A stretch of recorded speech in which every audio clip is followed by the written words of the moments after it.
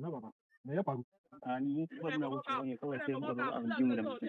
Da aka ji mu da mashin sai aka je aka zagaye mu muka shiga mu biya. Kai.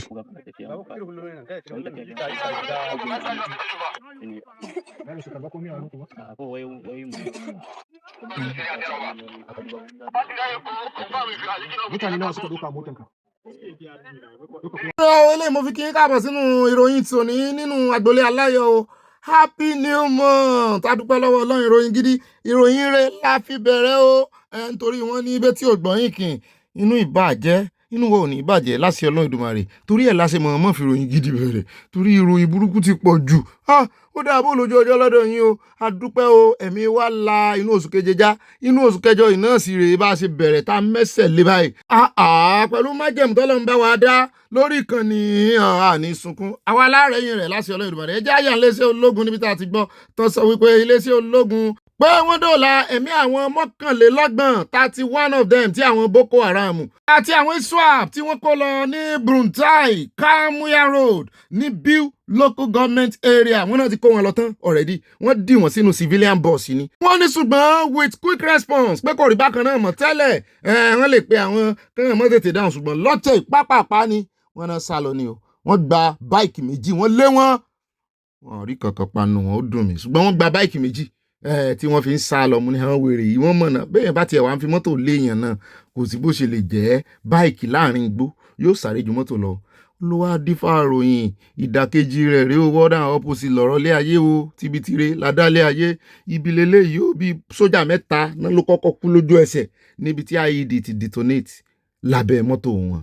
Àwọn tó farapa ń pẹ́ wá wẹsẹ̀ bó ṣe lọ lọ́tọ̀ ẹ wá pa bó ṣe lọ lọ́tọ̀ wọn ni. Ọ̀rọ̀ IED ló kù báyìí kan wá nǹkan ṣe sí. Ọ̀rọ̀ IED yìí ló kù kan wá nǹkan ṣe sí. Ibada alhamdulillah ibada muna yin ibada daidai da Allah ya mutu mu kuma daidai kai mu. Ga ka daji. Wallahi ina cikin wani kalubale kake fuskanta wannan daji kafin ka fuskanta. kalubale gaskiya muna fuskantar kalubale sosai. In ka kalla yadda muke cikin jejin nan kai kasan cewa tabbas yes mun yi serious kuma muna kan baka akan ba mu ba za mu yarda Najeriya ta lalace ba. Yes, dan mun riga mun tabbatar da cewa kullun nafsin za a ikata. Ọlọ́run ọmọdún tẹ́lẹ̀ ti wẹ̀ báyìí. Ojú àwọn ọmọ iléeṣẹ́ ológun Nàìjíríà ń rí o. Ẹ̀tẹ̀gàn ni ojú wọn rí ẹ̀wù asálẹ̀ ẹ̀wù bí tán ti ń jà. Ó rẹ̀ ẹjẹ́ àtẹ̀wájú àròjọ mùsùlùkùn ẹjẹ́ wá yà ní ilẹ̀ Ìgbò. Ilẹ̀ Ìgbò là ń lọ báyìí. Èmi ò mọ̀ pé n tó báyìí náà ń ṣẹlẹ̀ ń bẹ̀. Ẹ wá wo ibi tí wọ́n kó nǹkan ogun pamọ́ sí lábẹ́ ilẹ̀. Wọ́n bẹ̀rẹ̀ sí gbẹ́lẹ̀ ni o. Wọ́n lé ambush fún àwọn ọmọ iléeṣẹ́ ológun. Wọ́n panu àwọn ọmọ iléeṣẹ́ ológun ní May nínú yíyá yìí. Ṣùgbọ́n báyìí lánàá òde òní ní intelligence ẹ̀ fi ibi tí wọ́n kó nǹkan ogun pamọ́ sí hàn. Náà la gbá wọn ní iléeṣẹ́ ológun wọ́n ní wọ́n ti dóòlà ẹ̀mí ìkànnú àwọn ọ̀gá ológun kọ́nẹ̀ tí wọ́n jí gbé lọ ní ilẹ̀ Ìgbò náà ni. Gbogbo tí ń ṣẹlẹ̀ ilẹ̀ Haúsá yìí wọ́n ní àbọ̀ rẹ̀ tàbí èyí tó já àbọ̀ gan lọ wọ́n ló ń ṣẹlẹ̀ ilẹ̀ Ìgbò náà o.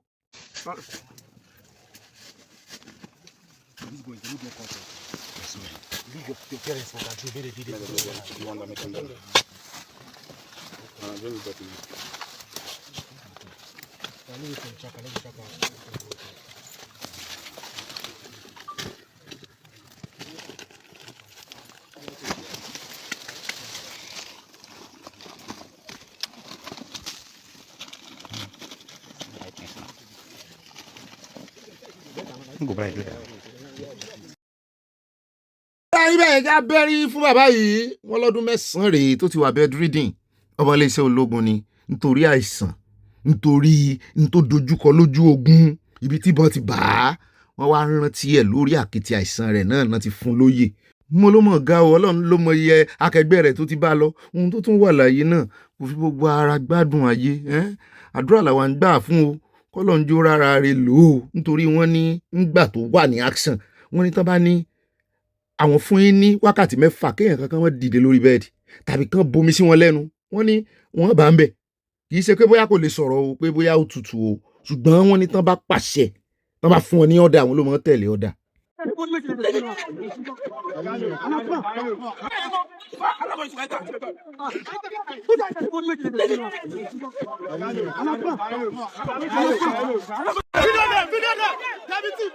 Aya ṣe ń ṣe atótónulé lórí tí ń ṣẹlẹ̀ ń bí àbó ṣe. Kí n fọ̀rọ̀ lẹ́fọ̀ lọ́rọ̀ èmi ló gbélé. Àyà gbélé mi o fún mi ń sò ọlọ́rọ̀ wà ń bẹ ó rẹ̀ jẹ́ agbọ́lẹ́nu ọlọ́rọ̀ tó ṣẹlẹ̀ ń bí gangan. Hello everyone, my name is Anaskon and I'm the CEO of Anaskon Engineering. So I just want to share a quick explanation in what happened in my previous video. So today I was coming back from a delivery. I was at my 2 bus stop. I was waiting for a bus that would take me to my destination. So all these police, they just came.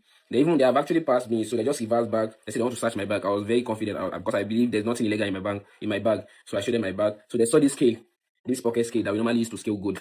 I saw this scale. They say, what am I using this scale to do? I said, okay, well, that's good because I have this gold with me as well. This gold is this particular one was inside this box that time. So I said, okay, I use this scale. We use it to scale gold, and I'm just coming back from a delivery. I showed them everything they need to see. They said, no, I'm lying. Like this scale, I normally use it. They said I use it for Igbo, to scale Igbo. Let me just say Igbo, so they won't flag this video. So they said the scale I normally use the scale to scale. I was like, no. So they said, you have to go to the station to settle the matter. I was like, I can't go to the station with you because the way those people, the way they dress, they don't even look like policemen. And the boss where they carry come is unregistered. He has no license, no plate number or anything for you to identify that, okay, this vehicle belongs to Nigerian police force. So I was just like, oh, I can't follow you to anywhere. So they started dragging me. They wanted to forcefully put me inside that cold bay. ó náà lẹ́gbọ́n yóò fẹnu ara rẹ̀ ṣàlàyé ní tí ojú rẹ̀ rí lọ́wọ́ àwọn ọlọ́pàá ṣùgbọ́n ọmọ nàìjíríà náà advice ẹ̀ pé tó bá dọjọ́ mi kó náà farabalẹ̀ kó tẹ̀lé hàn. Mo ní anyway mi ò ní sọ nǹkan kan bọ́kàn rẹ̀ bá ṣe ní kó ṣe ló ṣe ń táìmù yẹn ọlọ́run sì wàá yọ wọn gbé tó bá lọ jẹ́ àwọn ajínigbé ńkọ́ àwọn èèyàn ní wọn ṣe ajínigbé pé wọ́n ṣe wà yẹn pé ṣe bí wọ́n wọṣọ ọlọ́pàá. Mo ní wọ́n wọṣọ ọlọ́pàá túmọ̀ sí pé original nìyẹn mọ́tò tán gbé wá ó ní kò sí plate number ń bẹ̀ bó làwọn ọlọ́pàá Èkó ṣe ń ṣe báyìí náà ṣé kò sí kọmíṣánná ń bẹ̀ ni kó ọlọ́pàá tún máa gbé mọ́tò ní táìmù tí IGP ń kìlọ̀ fún gbogbo wọn kó máa gbé mọ́tò tí ò ní aṣáàdùpẹ́ òṣùpẹ́ wọ́n ti láwọn ó look into it wọ́n ti ṣe ọmọ ọlọ́mọ léṣe aṣáàdùpẹ́ tẹ̀mí rẹ̀ wà tó fẹnu ara rẹ̀ tó wà láyé láti fẹnu ara rẹ̀ ṣàlàyé ó ní ó wà dífà bí tá à ń lọ ọ̀dọ̀ very dark man ń bá wọn fa sùúrùtù lọ́wọ́. All right, so I just got an invitation from the police in Lagos. They said I should report myself in Lagos, right? This same Lagos that AIG Moshood Jimo is in control of, right? So we'll read the invitation letter together. Then I can now answer them. Hello, Martins Vincent Hotel. I am Detective Abimbola Abiodun, attached to NPF NCCC Lagos Annex, White House inside Adekule Barracks, Adekule Yaba, Lagos. So I will open the letter of invitation. As you can see, the heading of the letter, Nigerian Police Force National Crime Center. They put my phone number. It is dated 31st July 2026. Letter of invitation. The Nigerian Police Force National Cyber Crime Center, NPF NCCC, is investigating a case in which your name featured prominently. Number 2, in furtherance of the above, you are kindly requested to report for an interview with the undersigned through a team because all of you answer to CP Moshood Jimo, to AIG Jimo Moshood. So I'm not going to come. I'm not the one to be invited. You should invite him. I have evidence how we compromised the case. Without proper investigation, he pinned my... ọ̀rọ̀ náà lẹ́tí gbọ́ yẹn wọ́n invite ẹ olóhùn ò ní lọ àwọn èèyàn advice ẹ wọ́n ní kó lọ o wọ́n ní ọlọ́pàá ìkéré o lójú èèyàn kódà kó jẹ́ lábẹ́ òrùlé rẹ̀ ń bẹ̀ náà ti gbé wá wọ́n ní kó lọ torí first of all jurisdiction Èkó ní ìṣẹ̀lẹ̀ yẹn ti ṣẹlẹ̀ o ìwọ tó sì fẹ́ dá sí ọ̀rọ̀ tó ṣẹlẹ̀ lẹ́kọ̀ọ́ ó múra àti rèkó o kó má bàa jẹ̀bi òfin o kẹ́ni tó ti ń dàbí ẹni pé ó ń jàre tẹ́lẹ̀ kó má bàa padà jẹ̀bi o wọ́n ní kàn tí wọ́n ń bá sọ̀rọ̀ níbi títí ń gbọ́ wọ́n ní kàn bá sọ mu ní bóyá lọ́ọ̀yà rẹ̀ náà ni wọ́n advice rẹ̀ bẹ́ẹ̀ náà ló ní ibi tó ń wá tó ń ti ṣe fídíò yìí ó ní wájú headquarters ibi tán pé ń wá tó wà l'Àbújá ló ń wà kán mọ̀ bọ̀ l'Àbújá kán transfer kéèsì ń s'Àbújá. ẹja sáré yà lórí ọ̀rọ̀ Tọ̀sùn kò tí ì lójútu o wọ́n tọwọ́ bọ̀wé pé àwọn ó jọ wá láàfíà kò jọ bẹ́ẹ̀ o body language wọn ò jọ tí ń wá láàfíà lẹ́yìn ìgbà tán tọwọ́ bọ̀wé náà ni àwọn èèyàn wọn náà tún jáde wá fẹ̀sùn kanra. There is a guy, one of the governor's aides, it's called Nuruddin Alowole. He was arrested in the broad daylight with English pistol and he jumped bail. Emir Olalekan Ajagungbade that resides in the government house was arrested for murder. He jumped bail. Sheriff Oyewale was in the broad daylight by the guy arrested in the SSG quarters 3-4 days ago. His family came out yesterday and they were asking the police that don't release the boy. They went to bury him where they don't know till date. They had killed 30 members of our party. And Governor Adeleke, the man seated in the studio, is saying things are not right. People were arrested for murder. And the governor asked the Attorney General of the state to withdraw charges against them. And someone is in your studio and defending that. That is criminal. Let me tell you, Governor Adeleke has failed. He wants to use violence to win this election. We are calling on all the outside world. We are the one on the receiving end. My name is Remy Moy. I served as Commissioner for Works. As the presidential appointees, I escaped assassination few months ago, they raided my vehicles and these are known thugs. Those thugs released from the prison. Let me even tell you what shocks us. They went around and started shooting people. People identified them. They have reported this to the police. You see, the only reason why Governor Leke wants the CP out of Osun is because the man is professional. He's not doing the bidding of the governor. How would they arrest criminals? And the governor would be saying they must be freed. I'm glad that the national chairman of Accord Party came out bold yesterday to tell Governor Leke that he should stop it. You see that you can. Adeleke lọ́tún lọ́sì APC látẹ̀yìn wọ́n ní àwọn làwọn wà at the receiving end. Mo ní sí Adeleke wà lè dá gbogbo yín mú APC tá a mọ̀ bí ẹni mo wo ẹja tẹ̀ wájú. Ọ̀ṣun náà láti wá ó ẹja fi sample hàn yín ariwo tá à ń palẹ̀ àwọn ọba wa lórí wípé bọ́ba máa play politics kàn play ẹ̀ níyẹ̀wù kàn yé play ẹ̀ níta gbangba mọ́ àkìlọ̀ fún àtọ́jà tòṣogbo. Báyìí ẹni tó jẹ́ ọmọ ẹgbẹ́ APC ẹ̀sìn mọ̀ pé yìnyín Adeleke náà wà tí wọ́n ń fi àwọn ohun líle kan ránṣẹ́ sí àwọn ti APC nísìnyí wọ́n ti yí ohun padà wọ́n ti yìn à ń bọ̀ àwọn ọba náà ń fa àwọn aráàlú rúgbó. Wàláì tàláì ló mọ̀ bí lọ́yìn ọmọlúwàbí ni mo máa mọ̀ sí. Take it or leave it. Nípàdé mi rẹ̀ ọ̀sẹ̀ yẹn ọmọ mi ilé kan bá mọ̀. Aṣíwájú náà jẹ́ wà ń bẹ̀ ìjọba mọ́ra wa. Àwọn ọmọlúwàbí ni à ń bọ̀. Ó dá ogbó tẹ́ bá ti gbọ́ lẹ́nu àwọn ọba náà ní ẹsẹ̀ wọn lọ́mọlúàbí ni à ń bọ̀ ṣùgbọ́n wọ́n ní Adeleke lọ́mọ àwọn táwọn ò dìbò fún ẹjẹ́ àkó ń bẹ ẹnu ẹgbẹ́ òṣèlú APC náà la wà àfi bá a ṣe rí tán kẹ́rúkẹ́rú omu ni ilé ìpọ̀ ilé ìwàlẹ̀ ní òsì nǹkan ṣẹlẹ̀ Haúsá rèé àbílẹ̀ Yorùbá ọ̀sà nínú Nàìjíríà ni ṣùgbọ́n ibi tá à ń lọ kọ́rè ọ̀dọ̀ kan nú àwọn ṣé bíṣọ̀bù lápẹ́ àbí rẹ́fẹ́rẹ́ǹd tó ní wọ́n wá kírun sílé náà bá di ẹrù ráìsì wá kò fi fídíò ráìsì tán díwà hàn wá o. Ní òjò ni ti ń sọ̀rọ̀ ẹ bá ń tẹ́tí bẹ̀lẹ̀ jẹ́ gbọ́ ni ó ní wọ́n ní kò ń pín ráìsì fún ọmọ ọjọ́ òun pé wọ́n pè ní Renew Hope Rice ẹ̀jẹ̀ agbọ́n tó ló ń ṣe fún wọn. Just before the close of mass this morning, I announced to parishioners who break through the rain to attend mass this morning that they should come to the mission house, to the rectory, that I have something for them. So they are going to come immediately after prayer. They are done with prayers after mass. They are going to come this morning. They came under the rain to attend mass. So they will be coming here. And what am I going to give to them? I will be sharing rice for them. I will be sharing a bag of rice for them.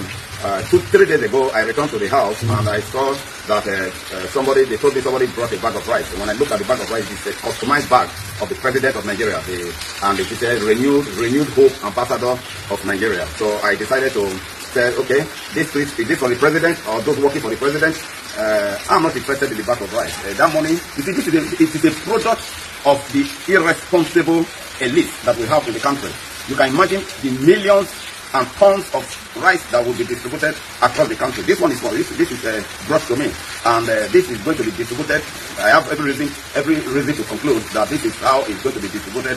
Túmọ̀ gẹ́gẹ́ bá a ṣe gbọ́ wọn náà City Boy náà pé rice délé rẹ̀ pé kó mọ́ dàbí ẹni pé àwọn fojú fò pé kò nídìí ẹjọ́ wẹ́wẹ́ tí ò bá fẹ́ kó sọ fáwọn kó nídìí kó bọ́ sórí agbágbé kó mọ̀ ṣe kámẹ́rà.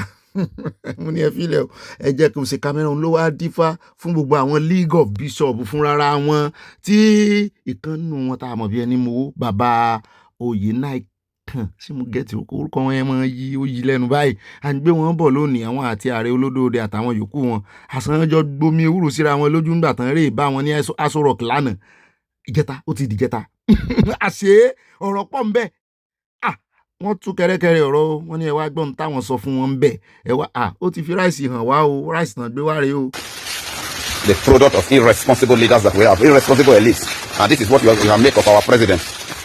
And then the president is aware of this. This is very unpatriotic. Instead of using this money to build companies, instead of making electricity, building power plants to make electricity stable, instead of building industries, instead of the elites coming together, the government coming together to build industry, all that the supporters of the president and very jobless and irresponsible elites that we have in this country, all that they do is to do this kind of sycophancy.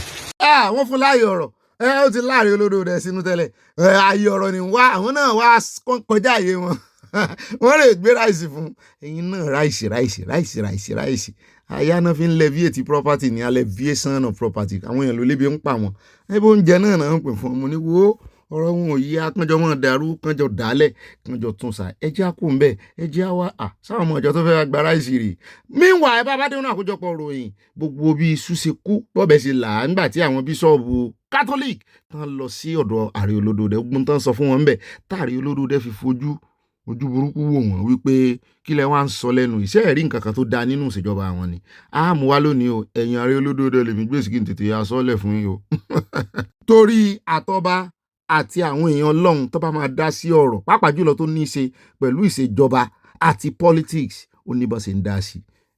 ẹjẹ́ sáré yàn South Africa arábìnrin tẹ́ ń wò yìí ó ní Miss World South Africa fún 2026 wọ́n ní àwọn ọmọ South Africa bá tú jáde wípé àwọn ti lọ wádìí ẹ̀ nǹkan kan wà ní orúkọ rẹ̀ ní orúkọ mi ti ń jẹ́ ìkan wà nínú ẹ̀ tí ìsorúkọ South Africa ibo ló ti rí pé àwọn fẹ́ túṣu désàlẹ̀ kòkò ó gbọ́dọ̀ jẹ́ South Africa mú ní nǹkan ṣe fún ọmọbìnrin Adétínà Chidinma nǹkan ṣe fún náà ṣe fóònù náà wọ́n sì lọ́mọ South Africa ní láti jọ yìí kò wá sọmọ South Africa mọ́. ẹ̀rọ ni ọ̀gbẹ́ni ti ń dárúgúdù lẹ́yìn tí gbogbo ayé ti mọ̀ ó ní gbogbo àwọn iléeṣẹ́ ńláńlá warehouse tí àwọn ọmọ Nàìjíríà àtàwọn fọ́rínà filẹ̀ ó náà ti lù ti gbogbo ẹ̀ tán ó náà sì mọ̀ sí ó ní ṣùgbọ́n àwọn ń retí kí ìjọba àwọn kó kówó wá kàn tó lè wà á mọ̀ táwọn ó ṣe bóyá kí wọ́n fi kọjá síbẹ̀ padà ní o bóyá kán máa há fún wọn ní o kò tí ì yé mi.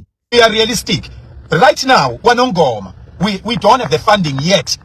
Yoguti City, Muntwagito Mnyama, Tachanansi, Ita Shop, any stock, 500,000. So they can operate for 1 month from now until end of June. For a month and a half, actually. So I granted that because it should shut down the town. But in that meeting, we said from yesterday, we are going to make sure with him.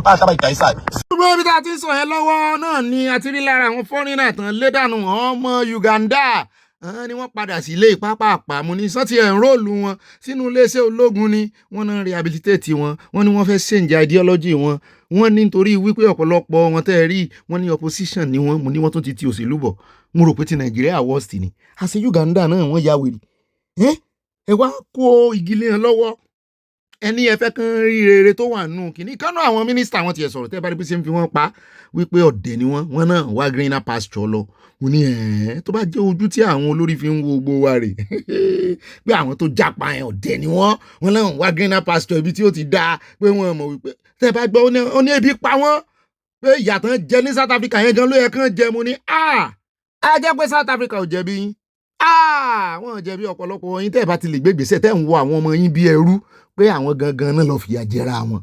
These people had decided to run away thinking they are greener pastures in South Africa, not knowing they have left the greener pastures here. When they reached there and became like the prodigal son, they were sleeping on streets, lacking what to eat. When we were picking these people, you could realize most of them had not eaten for the past 4 or 5 days. We thank His Excellency, Iroyin Akojopo. Here they are merrymaking, they are learning, they are rehabilitated well, they are getting a lot of knowledge. Feeding on Mzaizi cows every day with more than 4 cows because there are many. We are handling them with a lot of care, and you could see most of them now, their brains have started thinking positive about government, positive about the NRM leadership. I mean, they are not the way they came. So we want to thank His Excellency for being that one father who has welcomed the prodigal children back home. ẹ jẹ́ àkó mbẹ́ já yà lọ́dọ̀ àwọn mọ̀mọ́ èèyàn àwọn mọ̀mọ́ dáadáa yà lọ́jà lè rí ní Harvard ní USA yìí o kí náà rè ṣe ń bẹ̀ jẹ́ àkọ́kọ́ gbọ́ lẹ́nu wọn náà kí n tó ṣe lálàyé. èsì ọjà gbó àtòjé káṣí ẹ̀ fún wọn. àwọn tèmi mọ̀ mi. àwọn tẹ̀ wá wà wá àwọn ìyá wa ni ẹ̀. láti ẹ̀ wọ̀ we're here. We're here already. Ọ̀dọ̀ náà lẹ ti rí ìkànnù àwọn ọmọ wọn ló soríire ọmọ mi lẹ́ graduate. Bí ìyá ọmọ olóríire ṣe wá sọ wípé gbogbo ẹ̀yin ẹgbẹ́ ẹ̀hún táwọn jọ jẹ́ ìyá lọ́jà oríṣiríṣi ọjà náà ti sàwọn kì í sọjà kan ò pé ẹjẹ́ àárẹ̀ apply fún visa wọ́n fún wa inú mi sì ń dùn sáwọn ìyá yìí Yorùbá soríire. ẹjẹ́ wáyà lọ́dọ̀ ọmọbìnrin tí mo ń gbèjà àwa Yorùbá ẹ mọ̀jà wọra wa ràn ṣe é rí oúnjẹ bí ẹni pé gbọ́ Ìgbò dáadáa wọ́n ní ìsọmọ Ìgbò wọ́n lọ́mọ Benin mọ Ẹdó ni ṣùgbọ́n gbọ́ Ìgbò so wọ́n máa ń gbọ́ gbogbo táwọn ọmọ Ìgbò yẹn máa ń sọ wọ́n máa ń ranjú mọ́ wọn wọ́n ti wá ń dún kùkù lajà mọ́ wípé tí nǹkan kan bá sọmọ Ìgbò lẹ́kọ̀ọ́ pàápàá jùlọ nígbà campaign tí ń bọ̀ yìí wípé torí ó wà lára àwọn tí máa ń incite against Ìgbò àwọn ò ní gbà fún àwọn ò lè síjì fún ni àwọn ò lè ambush fún ni kí ló ṣẹlẹ̀ lọ́tẹ̀ yìí ìkànnì ọmọ Ìgbò tí ń ṣe program nínú program wọn èdè wọn náà fi máa ń sọ o tí kan nù wọn ń sọ lánàá wípé àbíjẹta kọ́ ní ń sọ wípé àwa tribalistic ẹ wá wá dúró èpè tàn sẹ́ fún Tiwa Savage wọ́n wá fi contact gbogbo ọmọ Yorùbá wípé kò sí ọmọ Yorùbá tí ó jèrè tí ìyá wọn jèrè wọn. Wọ́n wá ṣe àkọlé gbàgàdàgbàgàdà torí YouTube wàhálà ni mo ṣe flip ẹ̀. Bẹ́ẹ̀ bá lè flip fóònù yín nǹkan kọ síbẹ̀ náà ni wípé kò sí ọmọ Yorùbá tó máa wà láyé alive nígbà tó bá tó kíyà ẹ̀ jèrè ẹ̀ lọmọ ìwà bẹ̀rẹ̀ sí ẹ mọ̀ tí ì ṣe pé ẹ mọ̀ fún ọ lépè ṣé rí ní tèmi fẹ́ mú jáde ńbẹ̀ náà ni wípé ogun nílé ogun lóde ìwọ tó bá sì ń rò wípé wíwà nínú Nàìjíríà kí n mọ́ sọ̀rọ̀ yáyà nínú wa ń bí bàbá wa màmá wa tẹ́ ẹ bá sì ń rò wípé mo mọ̀ pé kò sí àwọn kan ń fojú kọ̀rọ̀kọ̀rọ̀ wà ní wípé bá a ṣe ń gbèsò lódòdẹ lẹ́yìn àwọn ò ní nǹkan mi ta fi ń gbèsè lódòdẹ lẹ́yìn ju wípé ọmọ Yorùbá sí Yorùbá ó ṣẹ̀ ó ṣe kinní kan ó lẹ́sùn lọ́rùn ó kan èmi á gba kọ́ńtírì wa á ní fìyẹn ṣe lọ́tẹ̀ yìí tó bá jẹ́ ẹ̀lẹ́ tó fẹ́ fi dá wa dúró á so lọ́ọ̀fù olódòdẹ kó mọ̀ wípé àwa tá a so lọ́ọ̀fù fóun yìí àwa là ń wá orílẹ̀-èdè tuntun ká fi yé ìwọ náà ti sọ́rí kí alẹ́ ọmọ tó sọ bẹ́ẹ̀ lọ́jọ́ sínú rẹ kó sọ jí padà kéèyàn sì wo sùnsùn kó sì sọ fún ìran Yorùbá wípé kò sọ ọmọ ẹ mọ̀ wulẹ̀ ṣe pé fún ọ mo sì sọ o ẹ mọ̀ wulẹ̀ ṣẹ bẹ́ẹ̀ bá ṣe pé inú kọ́mẹ̀ntì wọn ò nílò ẹ mọ̀ ṣe pé fún ọ èpè ń já wọn rẹ̀ di tí wọ́n á ní pé bá a ṣe mójútó ra wa tá à ní gba sẹ́ńtímẹ́ǹtì láàyè tá à ní gba gbogbo ẹ̀sùn tán wá kiri ẹ̀sùn tán mọ̀ fi kan olódòdẹ títí ó mọ̀ sí gómìnà ọdún 8 lẹ́kọ̀ọ́ yóò ṣe eléyìí náà kò sí ariwo tá a lè pa kódà kókó ń bẹ̀ tán ká tún bẹ̀rẹ̀ sí pariwo tá a bá wá fọwọ́ kún tá a sọ tá à ń fẹ́ fún wípé ìdí tá a ṣe ń fọwọ́ kún ọ̀rẹ́ ò gbà fún múrí lóko náà ni gbà fún gbàdá àlájò bọ́dá olódòdẹ ìdí tá a ṣe ń sọ̀pọ̀tì ẹ kì í ṣe kó o lè tún Nàìjíríà ṣe o kì í kò sí ní tó kà wá pẹ̀lú ẹkọ́nọ́mì bí ó sì rí a ti mọ̀ wípé wọ́n ju ọ̀bẹ sókè ń gbagba ibi pẹlẹbẹ ni ó mọ̀ fi lélẹ̀ o kò sì sí èèyàn kankan kò sólùgbàlà kan tó lè tún Nàìjíríà ṣe tí wà ní wípé kó wa kó nù ọgbà ẹran ọgbà wèrè yìí láwọn wèrè yìí títí dìgbà náà àwọn ọmọ ṣe bí ọmọ ọkọ àmọ́ fìfẹ́ hàn sí hàn ká mọ lékun sí hàn ká mọ léjò sí àwọn lódìfà àbí tá à ń lọ ní ìsìn ǹjẹ́ ìṣẹ́nugun lárákùnrin yìí pé á sí ohun rẹ̀ sókè ní ìsìn ó sọ wípé kì í ṣe ilẹ̀ Haúsá nìkan ni wọ́n ti ní ID camp o kì í sì ṣẹlẹ̀ Yorùbá nìkan làwọn èèyàn ti ń sá kúrò nílùú ẹwà wọlé Ìgbò náà o ẹ jẹ́ á ràn wọ́n lọ́wọ́ àwọn ò ní ṣépè fún wọn nínú irúgbìn rere tá a bá ń gbìn nítorí wọn náà lọ́lọ́run ó fi tètè kó ayọ̀ kúrò nínú ìrankíran àtàwọn àti Fúlàní. This is Enugu State. 16 villages. If you go that place, Fulani terrorists attack that 16 villages. They are homeless. Ọlọ́ọ̀lẹ́ ti rí yẹn o ìṣòro sọ̀tọ̀ọ̀tọ̀ o location sí sọ̀tọ̀ọ̀tọ̀ ẹjẹ́ kó mẹ́jà yà lọ́dọ̀ arábìnrin ó ní kan lára àwọn ìyàwó ọmọléeṣẹ́ ológun Nàìjíríà làwọn ó ní lóòótọ́ òfin Nàìjíríà sọ wípé àwọn ọkọ àwọn tán jólógun wípé wọn lẹ́tọ̀ọ́ àti dìbò bẹ́ẹ̀ náà ni wọn lẹ́tọ̀ọ́ láti gbẹnu sí anything politics ó náà gbà ó ní ṣùgbọ́n tán jẹ́yàwó wọn ó láwọn ìṣe ọmọléeṣẹ́ ológun ó ló fi hàn mọ́ àwọn ó ní ẹ wá wo fọ́tò ẹni tó ń gbé sókè ó ní kán lọ tutù ẹ̀ dànù àwọn ò lè dìbò fún wọn mo bá wò dáadáa mo ní ẹ bá nu gíláàsì mi kí n wò ló bá jẹ́ fọ́tò ọmọ olódòdẹ. All right, say even if they say our husbands cannot vote because they cannot oppose the present government, that is the law. We the military wives, we are plenty. And we don't have service number, and we are civilians, and this is democracy. We have every right to vote. We are coming out in full force 2027. Military wife, we they come out in full force. Don't get it twisted. We are not voting this man up here. We know they vote this man up here. We know they vote and nothing will happen. Mokuna tag him. That President Bola Ahmed Tinubu say military wife say we they come out in full force 2027. We not go use hungry. We not go use suffer. We not go use pains. They vote you. It not go happen. You cannot tell me that IPPI has dropped and no one is attached to it. You not increase on their salary. Even as your spokesman, retired Musa, they talk say you don't increase money from 49 to 100. Still yet they pay the salary as little as that 100. We no see am. Una make us understand say na audio government. Ọ̀rọ̀ o àṣírí ló tú o inú tó ń bí náà rèé o tó fi ń gahùn sókè wípé 49,000 tó ń san tẹ́lẹ̀ wọ́n náà yí sí 100,000 síbẹ̀ àwọn ò rí nǹkan kan o. Àbí kò sá lè jẹ́ pé ọkọ rẹ̀ ń parọ́ fún un wípé 49,000 náà sì ń fa wọn kò sá lè jẹ́ bẹ́ẹ̀ àbí 70,000 jàre kò sá lè jẹ́ bẹ́ẹ̀ àbí àlọ́kọ̀ rẹ̀ ń parọ́ fún ilé tí ò fẹ́ mú sálárì tí ò fẹ́ kó sálárì lẹ̀ ni wàhálà gan-an ni kinní yẹn ó dà lẹ́ o tíjọba bá sọ pé àwọn ti increase sálárì tọkọ ò sì fẹ́ ọ̀pọ̀lọpọ̀ ọkùnrin ìfẹ́ kí ìyàwó wọn mọ iye tán ń gbà ẹ jẹ́ àkó ń bẹ́ o ẹ jẹ́ àdé ọ̀dọ̀ bọ̀dà Ibrahim Shatta ẹ bá ṣàkíyèsí ẹ̀rí pọ́n mẹ́ta náà wà ń bẹ̀ bọ̀dà kẹta wọ́n ti bọ́ sẹ́yìn kámẹ́rà former honourable yín lẹ́kọ̀ọ́ nù wọ́n náà ti padà sí ẹsẹ̀ àárọ̀ ajá wọn ti padà sí di èbìbí wọn mi ò mọ̀ kàn tó lè hack tí wọ́n ti kó owó ẹyọ sí kíní o tírélà ti gbà rín àwọn àti godfather wọn kọjá mo ní bọ̀dà Desmond sẹ́ẹ̀sì act ni sẹ́ẹ̀sì act ẹ̀yin tó yẹ pé òfin lẹ̀ ń ṣe fún bí ọdún mélòó ní ìsìn jẹ́ ìṣẹ́ mẹ́ta àbẹ́ẹ̀ mẹ́rin náà ti ṣe ṣé ò ti wọ 16 years náà ti wà ń bẹ̀ wọn rántí ó ga torí ẹ̀ òwe Yorùbá tí mo rántí náà ni wípé ìwọ tó o bá fẹ́ kúrò ní ẹ̀ẹ́dẹ̀ tó ń lọ sẹ́dẹ̀ jọ mọ́ bẹ́ẹ̀dẹ̀ jẹ́ nítorí bọ́ ọ bá dé látẹ̀dẹ̀ gbogbo ìgbàkigbà tó bá dé látẹ̀dẹ̀ ẹ̀ẹ́dẹ̀ ló dé sí kó lè ríbi dé sí ẹjá kó bẹ́ẹ̀ jáde ilé iṣẹ́ AI artificial intelligence èèmọ̀ wọ́ọ̀lù ohun tán náà ń ṣe ní ìsìn rèé o wọ́n ní gbogbo òwe history náà ń rà o gbogbo old books ni wọ́n ń kó jọ o wọ́n á ti wá rí ìdí ẹ̀ wọ́n á ti kó sínú system AI ti há sórí pẹ̀lú memory burúkú rẹ̀ wọ́n wá ń bá àwọn ìwé yẹn jẹ́ làwọn èèyàn bá ké gbàjarè pé ẹ mọ̀mọ̀já wora wá ràn wọ́n ń ba ìtàn jẹ́ rèé o.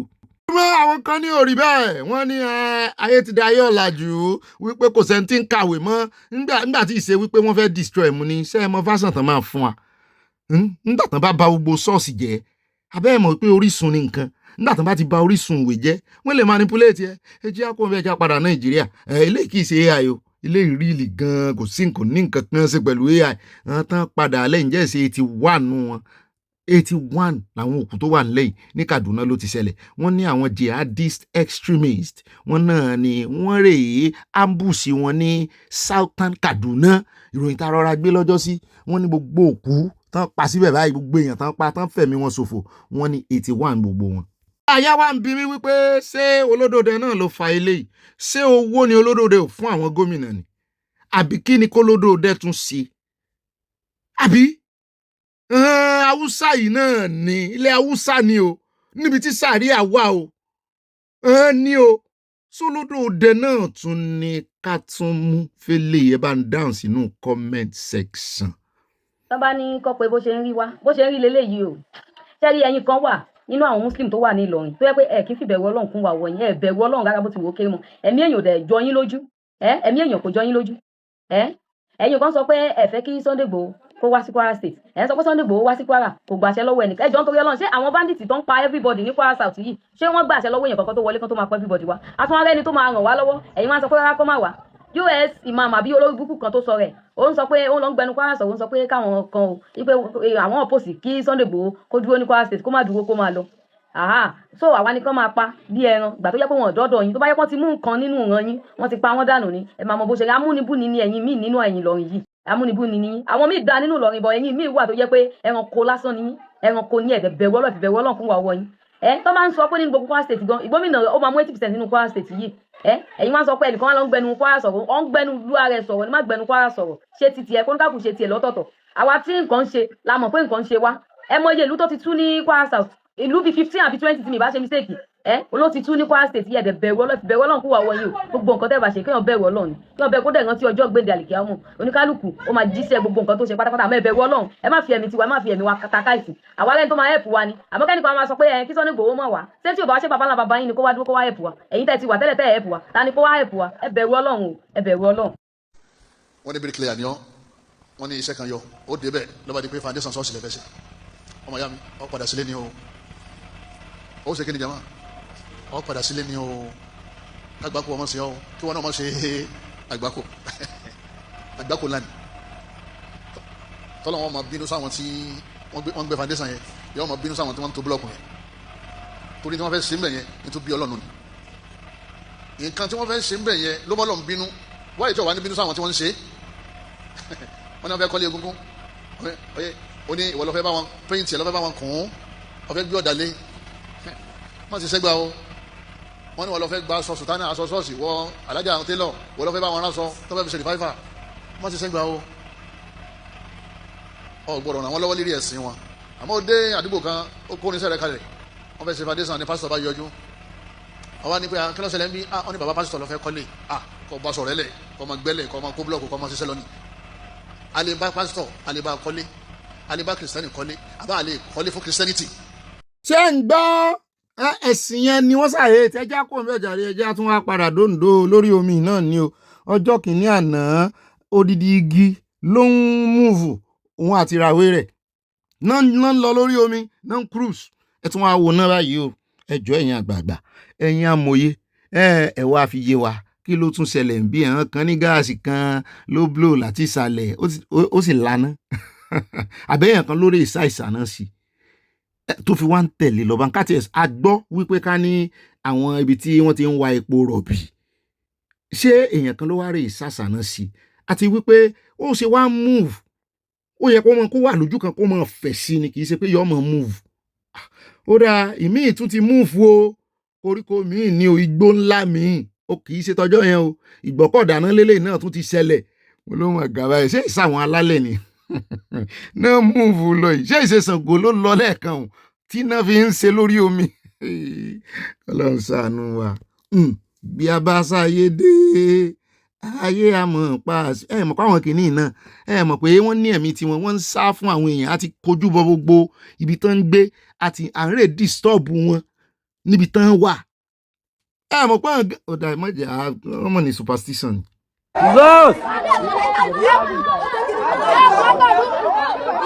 Èyí ọlọ́mọ ayọyọ mọ́. Àbẹ̀sẹ̀ ọlọ́mọ ayọyọ. Èyí ọlọ́mọ ayọyọ. Jesus.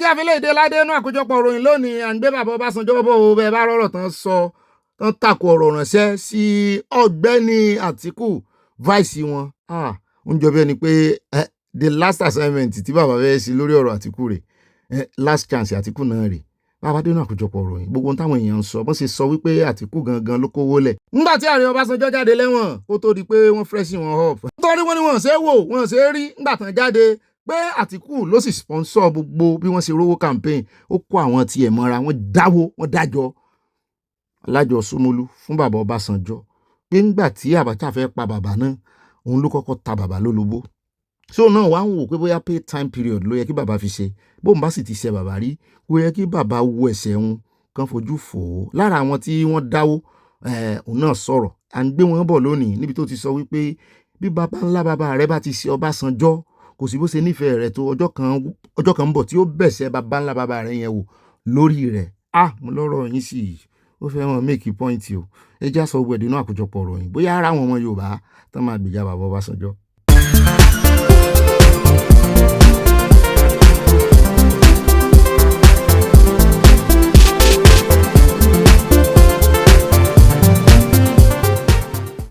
àjọmọ́ ló gba ìpẹ́ o yúngbà àjọmọ́ ló gba ìpẹ́ ní tèmi tí ẹ yúngbà ṣe làjọmọ́ ló gba ìpẹ́ o yúngbà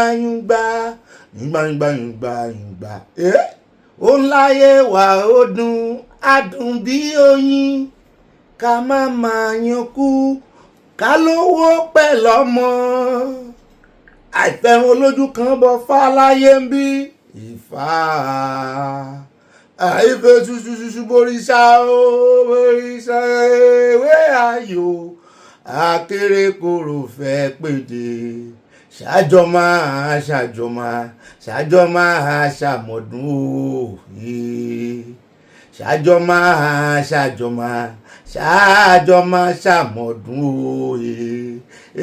àjọmọ́ ló gba ìpẹ́ òwúwa yúngbà àdẹjọmọ́ ló gba ìpẹ́ ní yúngbà lé aláyọ̀ yìí àjọmọ́ ló gba ìpẹ́ o yúngbà bọ́bọ́ no go die unless tó bá darúgbó bọ́bọ́. àti bẹ́ẹ̀ wọn kọ́ di owó lábọ́mu lọ́wọ́ gẹ́gẹ́gẹ́gẹ́ bọ́bọ́ no go die unless tó bá darúgbó bọ́bọ́ baby no go die unless tó bá darúgbó bọ́bọ́ baby ọ̀gbẹ́ni bọ́bí ṣòǹdọ́ aya gbogbo yín pátápátá you no go die unless tẹ́ bá darúgbó ẹ fẹ́ parí ẹ fẹ́ ìdíjọ́bì bẹ́ẹ̀ náà ni ẹ tẹ̀pà báyìí láti Ọlọ́run Èdùmàrè irun funfun yóò kún orí yín báyìí ẹ pẹ́ ní kú láíláí you no go die unless tó bá darúgbó ń bá ní mọ̀ pé orúkọ yín ní kọ̀ọ̀kan ìjẹ́jù bá mẹ́nu lé ní ìsìn ní pé gbogbo orúkọ tán àwọn tá a bá sì dárúkọ wọn mọ̀ bínú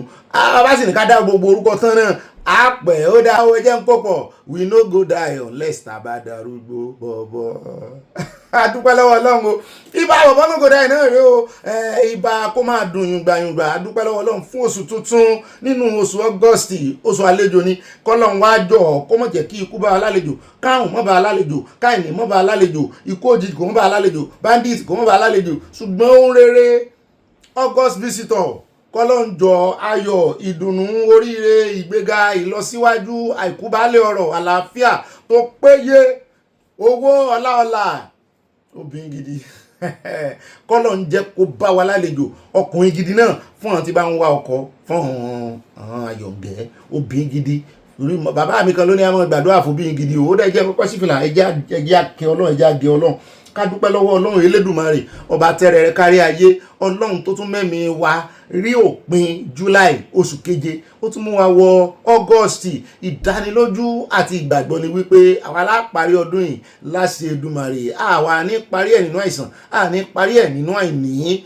Ohun rere ò ní wọ́n wá ọ̀dà owó ò ní ṣẹlẹ̀ nílé wa, ohun rere ò sì ní dáṣẹ̀ lákàtà wa o. Mo kì í káàbọ̀ Ọlọ́run ẹsí ọpẹ́ làá fi bẹ̀rẹ̀ August o. Àwọn kan ti ń sáré béèrè nǹkan ní August Olúwa dá mi lọ́lá, Olúwa ṣe mí lógo bí yóò ṣe rí nù, Olúwa yóò dá yín lọ́lá yóò ṣe ń lógo. Ṣùgbọ́n àwọn òórùn fáyọ̀ fọpẹ́ ìbá ọpẹ́ yín náà adá gbogbo ọpẹ́ padà. Ọpẹ́ last month àtọpẹ́ ilé ìtẹ́ ṣe ọpẹ́ mẹ́ta là máa ń dá Ọlọ́run bàbá Ọlọ́run ọmọ Ọlọ́run ẹ̀mọ́ lọ́pẹ́ wa.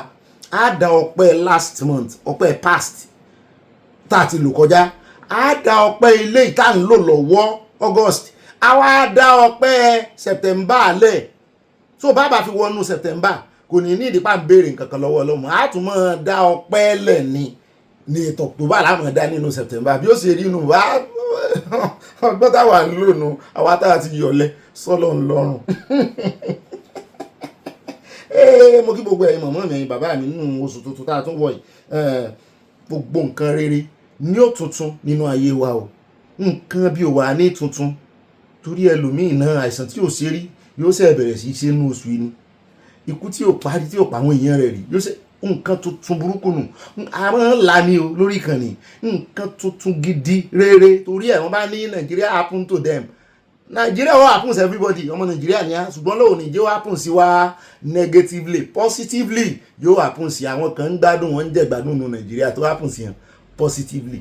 Yóò yá kò ní yẹ ẹlẹ́ o ká mọ̀ là ká bomi ká mọ̀ là ká mọ̀ là ká mọ̀ yan lórí kó lè yàn kó yanjú ọ̀dáhùn rere nǹkan tuntun kò ní dá wa, nǹkan tuntun gidi ni o positively kò ní dá wa.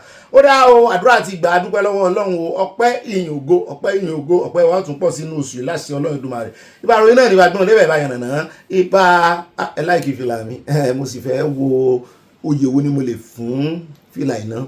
Ìbá gẹ̀rẹ́sì fìlà ilé olókè gogoro orí ìwé náà ń pè ní ìbá sàn láàrin ajé ní mú ní pẹ̀kọ̀rọ̀ mọ́ gbàgbé onú oṣù kẹjọ yìí tún rìn sàn o mọ́ pẹ̀kọ̀rọ̀ pẹ̀lú èèyàn ṣùgbọ́n bọ́ ọba wá kófì pé èèyàn kan pẹ̀kọ̀rọ̀ pẹ̀lú rẹ mọ́ ṣe mistake mọ́ ṣe error, either the error of omission or error of commission.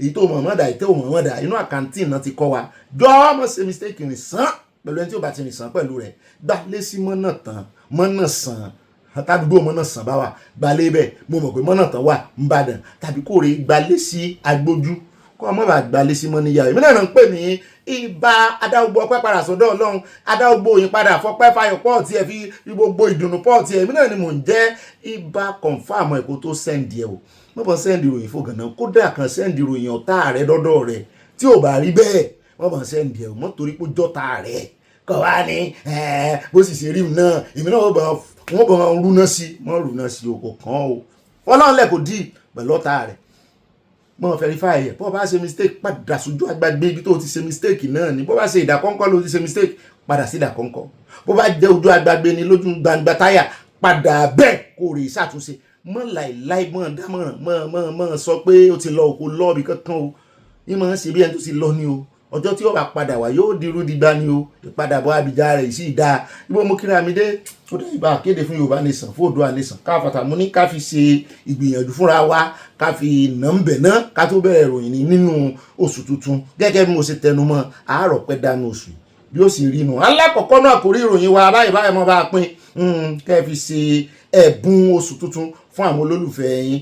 Alákọ̀ọ́kọ́ náà àkórí ìròyìn ibi tá a ti mọ́ dàmí tútù wájú tá a ti tẹ̀lẹ̀ tútù ọ̀dọ̀ arábìnrin Tyler láti bẹ̀rẹ̀ ọmọ South Africa wọ́n ti wọ́gi lé físà rẹ̀ inú yín dùn ayọ̀ yín kún ṣé ẹ rí ìfẹ́ ti sọnù ẹni tí ò bá sì nífẹ̀ẹ́ wa táwa bá ń tẹpa mọ́ tá à ń rí mọ́ tá a sì nífẹ̀ẹ́ rẹ̀ ibi bus stop tí ó já wa sí òní dá o àwọ̀ ò hate èèyàn ṣùgbọ́n tí ò bá ti nífẹ̀ẹ́ rẹ̀ mọ́ fìfẹ́ hàn sí o ó léwu ọ̀rọ̀ mi máa dàbí ẹ̀ǹgbẹ́ yẹ̀ wò ẹ̀rù dáadáa mọ́ hate ẹ̀ mo ti sọ síwájú mọ́ kórìíra rẹ̀ ṣùgbọ́n mọ́ fi ìfẹ́ hàn sí ẹni tí ò bá ti nífẹ̀ẹ́ rẹ̀ tọ́lọ́run tú àṣírí rẹ̀ fún ọ pé ó hate rẹ̀ ó ń wá bí ó ṣe pa ọ́ ọ̀tá ó ti mú ọ lọ́tà ìwọ ò sì mú lọ́tà ìwọ mọ́ mú lọ́tà o ṣùgbọ́n mọ́ wo bẹ̀ mọ́ gbọ́dọ̀ rẹ̀ mọ́ ṣe bí ẹni tó rí ìtumọ̀ tí mò ń sọ nìyẹn mọ́ waste ìfẹ́ rẹ̀ tó ti yí ọ ó ná ìtumọ̀ kankan náà lájọ ń sọ lórí ọ̀rọ̀ ẹni tí ò bá ti rìn sàn pẹ̀lú rẹ̀ mọ́ rìn sàn pẹ̀lú rẹ̀ mọ́ waste rìn sàn rẹ̀ ó tọ́ ni ẹni tó dá 5 o'clock fún ọ ní ọ̀lẹ́ Friday tí ò wá dé títí táago 11 aago 12 òru tó fi lù nígbà tí ó tún wá dé ẹ̀ǹkùlé ló ti lọ kànlẹ̀kùn pé ẹ̀ǹkùlé ló ń gbà wọlé ìwọ sì dùn bá kó ní òun sọ pé kí nǹkan mọ́ sọ̀rẹ́ rẹ̀ káwọn ọlọ́dẹ àdúgbò kán mọ́ rèé dìmú ó sì ti yọ kẹ́lẹ́kẹ́lẹ́ òun mọ bí ó gbà àwọn ọlọ́dẹ ó sì ń wò wọ́n sálẹ̀ báyìí ó sì gbẹ̀yìn wọlé ó sì fẹ́ sílẹ̀kùn ó sọ fún pé táìmù tó dá fún ọ ti lọ àbí kò tiẹ̀ mọ́ dáǹkó ló ti sùn kọ́ pé rọ́rọ́ àìsí ìjà pé rọ́rọ́ mo tún ti padà sí di kíní ẹjẹ́ àmú lẹ́sẹẹsẹ Tyler ó ti lulẹ̀ náà èèyàn rẹ̀ bá ganu sí máìkì South Africa bá náwó báyìí sí Nàìjíríà á gbé yín lọ kóòtù ẹ sọ ìdí tẹ́ sí deny visa mo ní ọjọ́ wo ni di visa wá di tipátìkú privilege ni visa wọ́n wọ́gilé à ń bọ̀ lórí ọ̀rọ̀ rẹ̀ bàbá kò ń bẹ̀ tán ọ̀dọ̀ bàbá Ọbásanjọ́ là ń lọ ọ̀rọ̀ pèsè jẹ́ o ọ̀rọ̀ di hùn lálálá. orin Fẹlá Aníkúlápó Kútì ni wọ́n kọ fúnra wọn àti former president àti igbákejì rẹ̀ láwọn èèyàn náà bá dá sí i kí wàá ní bàbá Ọbásanjọ́ sọ wọ́n ní Àtíkù iṣẹ́ èèyàn gidi wọ́n ní kálá wọn mọ̀ dáadáa ni àwọn ò ní yàn gẹ́gẹ́ bí igbákejì mo ló ṣe wá jẹ́ táàmì ẹ fẹ́ bayé Àtíkù jẹ́ níbẹ̀ lẹ́ẹ̀ ti dáríjì sí kò dénú yín ni àwọn èèyàn ní kò gbàgbọ́ dénú wọn lè dáríjì àwọn torí Àtíkù náà ṣe sùtá wọn ó ìrìn tó rìn lórí ayé wọn ní bíi kọ́ tiẹ̀ mọ̀ sí mọ́ ni kò ń gbapò wọn ṣùgbọ́n àwọn èèyàn fẹ́ gbèjà àwọn méjèèjì àwọn kan ní bàbá Ọbásanjọ́ ẹ̀rántí ni arábìnrin kan là ń gbé bọ̀ gbogbo owó tẹ́ fi ṣe campaign ebe ẹ̀ṣẹ̀ jáde nú ẹ̀wọ̀n ní kílẹ̀ débá débá nǹkan kan náà owó tẹ́ fi ṣe campaign ṣé bí Àtíkù ló gbé mu níbẹ̀ torí ẹ̀ náà ló ṣe ń rò wípé kẹ́ ẹ ṣe fún one time kó náà ṣe kejì bó yóò rò pé ẹ gbélé lọ́wọ́ ẹ fi mú rí wọ́n sọ débi wípé ó mọ̀ọ́mọ̀ jẹ́ tí sí igbákejì tó yẹ kó ṣe pẹ̀lú Abíọ́lá kí tó fà tó wá ṣe SDP ìsáwámánu MK òmùrántí ẹ̀ dáadáa jíngù yẹn ṣùgbọ́n àwọn kan náà tún wá ní ẹ̀yìn Àtíkù náà wà àwọn kan Àtíkù ní sọ bẹ́ẹ̀ kálí wọ́n náà wẹ̀ láwẹ̀dá wọ́n wẹ̀ kíní fún ara rẹ̀ dá àmọ́ ń bẹ́ẹ̀ gbogbo àwọn tó ganu sí mike tó ganu sọ̀rọ̀ àwọn èèyàn ń bú ààrẹ àná o àbá ààrẹ ìjẹta ààrẹ ìjẹrin ó ti di jẹrin báyìí àbí jàun gan ọlọ́jọ́ ń kájọ́ ẹ̀dá òfurá mọ́ sọ fáwọn olórí tàti wá ń kà fún wọn ààrẹ ìjarun ni ó jẹ́ báwọn bàbá Ọbásanjọ́ àwọn èèyàn sọ̀rọ̀ sí wọn wípé mọ́re igbákejì yín ìjà wà lóòótọ́ ṣùgbọ́n ẹ ṣáà ti parí ẹ̀ ó ṣe wá jẹ́dà ẹ̀yìn tálẹ̀ wà gan kan lẹ́yìn Olódòdẹ ni pé Olódòdẹ náà fẹ́ fi gbèsè lẹ́yìn kan ní Òbí ni ó sì ti sọ́ọ̀jù ẹ̀yìn Peter Òbí náà wà ṣùgbọ́n gbogbo eléyìí tán ṣe kó má jẹ́ pé Olódòdẹ ni ó kéré gbogbo rẹ̀ ibi tá a ti ń sọ lọ́wọ́ náà ni ìkànnì àwọn bishop tán bá ààrẹ Tinubu lálejò náà ganu sí máìkì wípé ẹ wá o asáìdì kan lẹ́gbọ́ o fọ́nrán tí ààrẹ Olódòdẹ ṣe lẹ́yìn ìgbà táwọn fíṣítì wọn ń táwọn sọ fún wọn rèé o tó ráwọn èèyàn ti ń bú àwọn mo ní bàbá mọ̀ yín dáadáa láyé ìgbà Buhari amọ̀ntẹ́yìn náà dánwò náà bàbá àwọn kan ní ẹ mọ́ sọ̀rọ̀ sí the archbishop ọ̀nà bàbá ọ̀nà yẹ̀kàn mo kọ wọ́n pé dáadáa nǹkan kan ṣẹlẹ̀ láyé ìgbà Buhari tí gbogbo aganu sí máìkì ìgbà náà ṣùgbọ́n wọ́n ní ká fi ṣe past àfihẹ́yìn lẹ́gùn fi sọ wọ́n níyùn ti lọ́nu mi ò wá mọ̀dí tí ààrẹ Olódòdó ṣe gree pẹ̀lú ọ̀rọ̀ tí bàbá yìí lọ sọ wọ́n ní we told Tinubu that Nigeria is bleeding pé ojú ajá ń ṣẹ̀jẹ̀, he said the economy is doing fine pé ẹ má gbé negative vibes wá positive ẹni tó bá bóun sọ̀rọ̀ gidi tó máa mórí òun wú tóun ó tún fi ṣe bẹ̀bẹ̀. ẹ lọ gbọ́n tí Ngozi Iweala ń sọ, ẹ gbọ́n tí ẹ̀mí àwọn ní Kánò sọ, kí wàá ní tiyín tẹ́ tún wá jèèyàn Ọlọ́run ẹ wá rí n tó dáa ní Jerusalem Nàìjíríà ẹ wá dé ẹ wá ń sọ àwọn negative kìíní. irọ́ o, a way to bad luck, a way to bad energy. Mo ní Ààrẹ Olódòdó ló sọ bẹ́ẹ̀ fún wọn pé àwọn náà mọ̀ wípé ebi ń paráàlú ṣùgbọ́n ẹ wà rí nǹkan kan kẹsẹ̀ lẹ́sẹ̀ báyìí ẹ̀yin èèyàn Ọlọ́run ẹ sì rí nǹkan kan tóun ti ṣe nínú ìṣèjọba wọn ẹ ti ẹ̀ gbòríyìn fóun àwọn sì mọ̀ yìí àwọn mẹ́yìn ibi tẹ́ tò sí ti Peter Obi ní.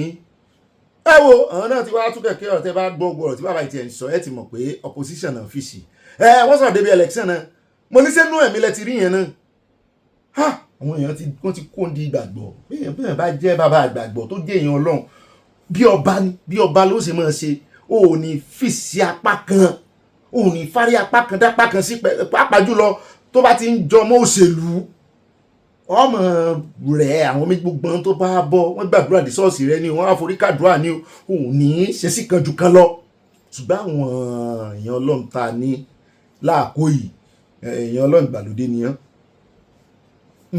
Ọlọ́run ìgbàlódé ni lọ́rọ̀ kan wọn náà fẹ́ tún kẹ̀kẹ́ ọ̀rọ̀ wọn ní báwọn ṣe ń wo election tí ń bọ̀ wọn ló ti sọ wípé opposition ò lè rọ́wọ́ mú pé Tinubu ti ṣe gbogbo ààrẹ ń jí mo ní ṣé ń tẹ́ ẹ lọ sọ fún ààrẹ bó ṣèmi náà lẹ́wọ́ sọ̀rọ̀ ẹ̀ fún n ó láìfi yín n ó sì wojú yín.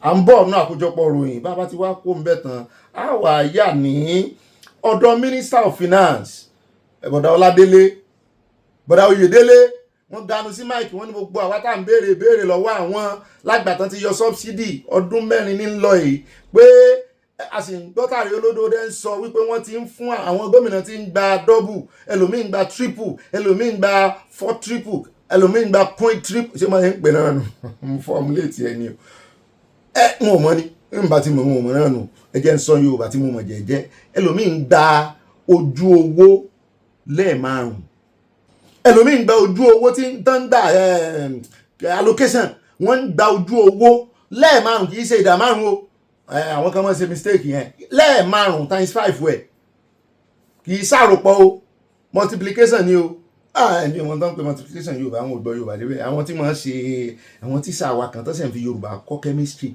kọ́ mathematics tó fi Yorùbá kọ́ ìṣirò ẹ̀rì ìgbọ́ gbáǹkọ́ gbé èdè lẹ́nu wọn tó gbọ́ Yorùbá nù. à ń bọ̀ lórí ọ̀rọ̀ wọ́n ganu sí mike wọ́n ní the FG to publish account of savings from fuel subsidy mo ní ṣe savings lẹ́pẹ́ sọ́wọ́ sí wà nú àkáǹtì yẹn n tán pé savings yẹn wọ́n sọ wípé òun lẹ̀ ń kó fáwọn gómìnà àbí Ààrẹ Olódòdó fẹ́ fún wa ní surprise ni tọ́ra àròpọ̀ náà lẹ ti kó fáwọn gómìnà ìbò náà ti wá ń rí double triple 4 triple triple tẹ́ ń fún wọn ìbò náà ti rí sẹ́pẹ́ ṣèfò owó yìí ni àyà ní ká fún wọn lọ́rọ̀ sọ náà ká mọ̀ ṣáájú ẹlẹ́ẹ̀dẹ́pẹ́ẹ̀dẹ́ bá bá dénú àkójọpọ̀ ròyìn àfẹ́ lójú bàbá tí wàá pò ń bẹ̀ tán àwọ̀ àyà ní iléeṣẹ́ náà mọ̀nàmọ́ná lọ́dọ̀ the new minister lájà tó ti gorí oyè àgbọ̀ nǹkan kan lẹ́nu wọn ṣùgbọ́n wọ́n ní kò nídìí ọ̀rọ̀ púpọ̀ action náà bá wá wọ́n ní àwọn ń gbọ́ wìrìwìrì àwọn ń gbọ́ ìròyìn fògànà ń gbọ́ rúmọ̀ wípé wọ́n ní fẹ́ yọ subsidy lórí iná àti pé àwọn fẹ́ fi kún owó iná wọ́n láwọn ò fi kówó iná o subsidy wà ń kọ́sẹ́ fẹ́ yọ wọ́n lọ tààràtàrà wọ́n rìn sán o wọ́n sá làwọn ò ní fi kówó iná ọ̀nà tẹ wá sí fẹ́ ṣe àmì torí bẹ́ẹ̀ bá yọ subsidy ó di dandan owó iná ó gòkè sí ẹ sì ń sọ fún wa ní ìsìn wípé owó náà ò ní gòkè ìtumọ̀ ẹ̀ ní bẹ́ẹ̀ ni yọ subsidy so subsidy sì wà lórí electricity àwọn tẹ́ ń ta fún kọ́ ṣe ń ta subsidy fún wọn náà Benin Republic nǹkan Cameroon ó dà ń bọ̀ bẹ́ẹ̀ wọ́n ṣe lálàyé fúnra wọn the first time tán kọ́ bá wa sọ̀rọ̀ tó pọ̀ náà rè yẹn minister fún electricity fún power abáwá pò ń bẹ̀ tán àyà lọ́dọ̀ ìjọba àpapọ̀ wọ́n sọ wọ́n ní àwọn tìbílẹ̀ náà wọ́n náà ti ń fún àwọn tìbílẹ̀ láàyè báyìí o àwọn dókítà àbílẹ̀ mo ní yóò sì dáa gbogbo ẹnu burúkú táwọn onímọ̀ náà fìkì àwọn alákatakí tí ń lé máwọn oníṣẹ̀ṣe tí oníṣẹ̀ṣe bá fi lè rí ìwòsàn fún jẹjẹrẹ tán rí ìwòsàn fún jẹ̀dọ̀jẹ̀dọ̀ tán rí fún ẹ̀jẹ̀tẹ̀jẹ̀ ríru ti ẹ̀kéré yóò wà àtàwọn àrùn míì tí ì sì ṣe wípé gbogbo nìṣe ayé gbogbo nìṣe ti lọ o lo eléyìí gbogbo nìṣe ni lo eléyìí gbogbo ní irọ́.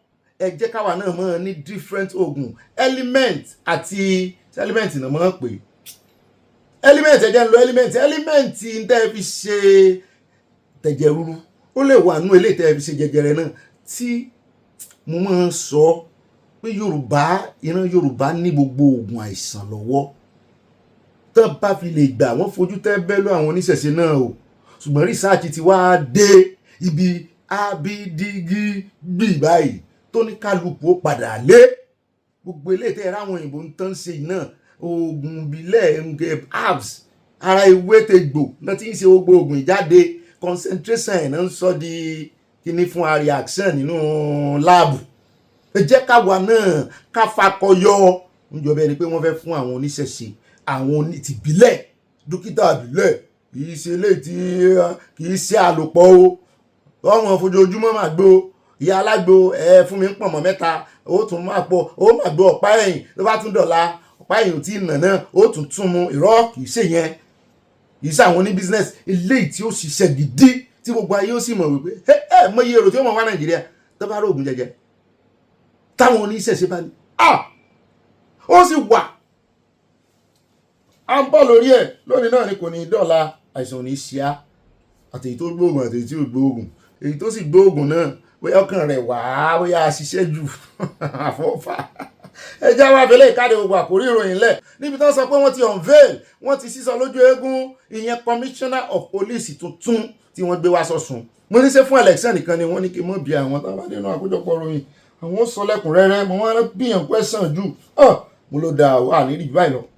Ná àwọn àkórí ìròyìn wa bá a bá dé inú àkójọpọ̀ ròyìn á fẹ́ lójú ara yìí time ò ṣe kò sí time láti wo time no time to check time no space no Abala Sanawole láti àti débẹ̀ náà nù Abala Sanawole abala àfipákà abala no space for sharing Yorùbá la no space for agbésùmọ̀mí àlàáfíà nìkan la gbà láàyè no space ebo iná ni mọ dé ebo ńlọrun wò ìmọ̀ sí bẹ́ẹ̀ wọ́n kà mọ̀ kò sí mi láàrin yín ni ẹ mọ̀ dá lóhùn dókòó rẹ̀ ń bẹ̀ wọ́n ìbò dọ̀ bí má ní ìdí rẹ̀ wọ́n pè ọ́ bó mo sọ díjàre we no space for blasphemy on Yorùbá la no space for jàgídíjàgan bó bá ọ pa bó bá ọ bù lẹ́sẹ̀ ẹ pa ni no space nílẹ̀ Yorùbá o a sì dúpẹ́ òye ti ń yí àwọn èèyàn ẹ wọ ẹ jàre gbogbo àdúgbò tẹ bá wà náà ni ẹ jáde síta tẹ bá lè jáde síta tẹ bá wà lé ní sátidé ṣe tún lọ bí iṣẹ́ ni ó dáa èmi náà ti dé láti ibi iṣẹ́ lé ní o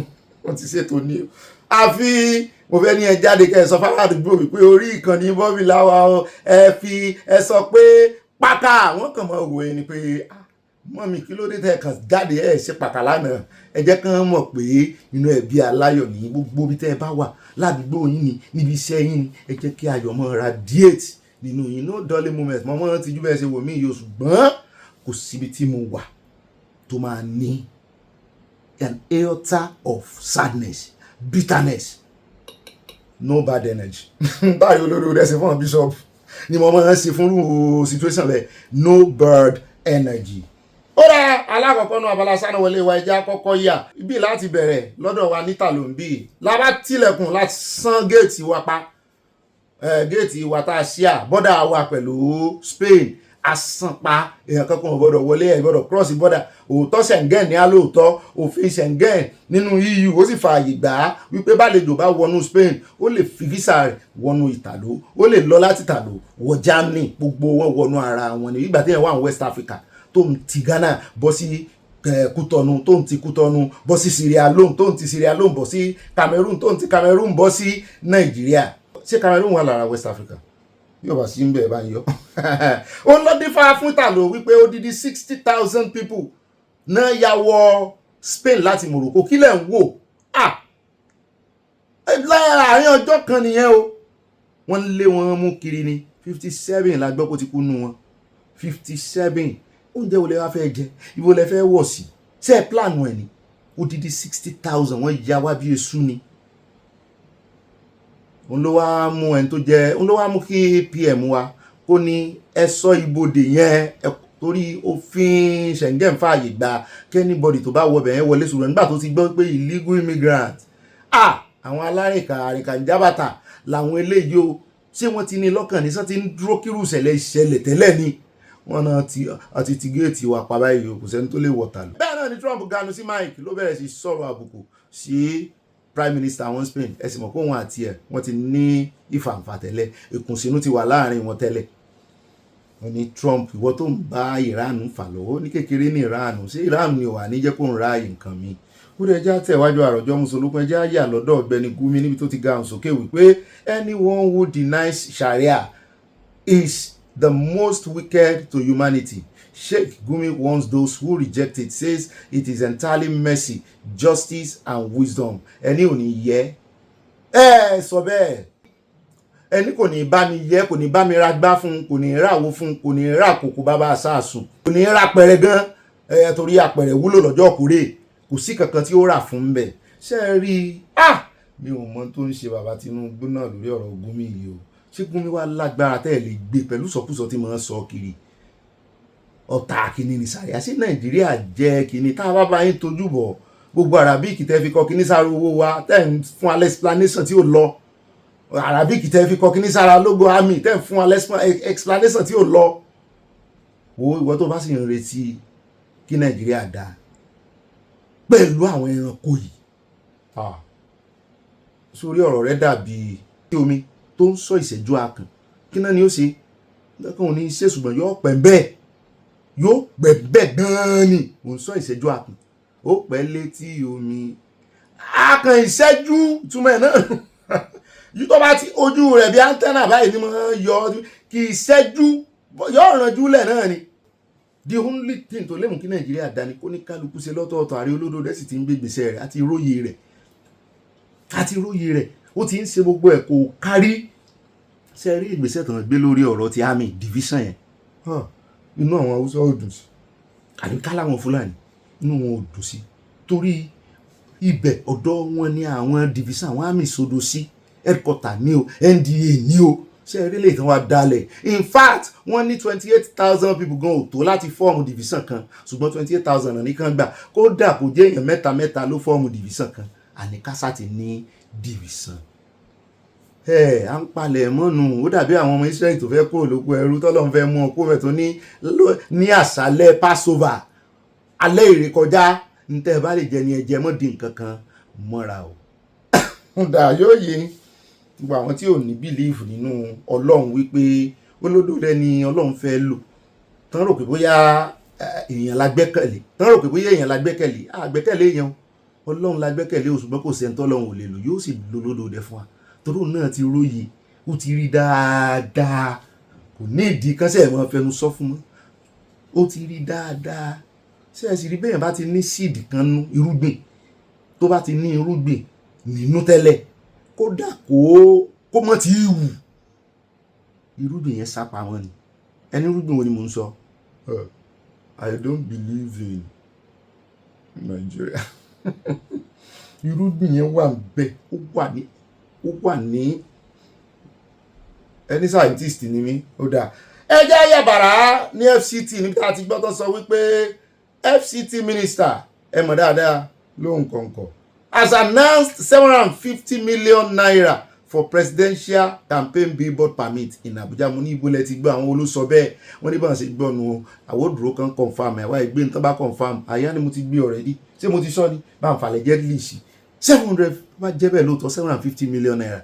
láti kàn sí campaign fọjọ́ mélòó àbí fún 1 hour wọ́n fẹ́ ga àwọn ará bíi lọ́rùn ni ò sọ wà ní ṣe campaign d'Abuja ni ó dáa ẹjá wá yàbàrá lẹ́kọ̀ọ́ ẹjá wá yàbàrá sí ọ̀dọ̀ arábìnrin tí ọkọ rẹ̀ ṣẹ̀kú tí ọ̀rọ̀ rẹ̀ fa wuyewuye lórí agbágbé òun àtẹ̀bí ọkọ rẹ̀ wọ́n náà ti mú bàbá ọkọ rẹ̀ ṣẹ̀wọ̀n mú ní sì fi bàbá lẹ̀ kẹ́ ẹ jẹ́ kó gírífù ọmọ rẹ̀ tó ṣẹ̀kú wọ́n ní kò yẹ kó náà mọ jà sí property wọ́n lófin wà tó di property pàápàá jùlọ tọmọ bá kọ wíìlì sọmọ kọ wíìlì àbí ò kọ wíìlì wọ́n ní ṣe ni ọmọ yẹn ní bàbá ọkọ òun náà òun ẹ̀jẹ̀ àgbọ̀ bó ṣe lọ o.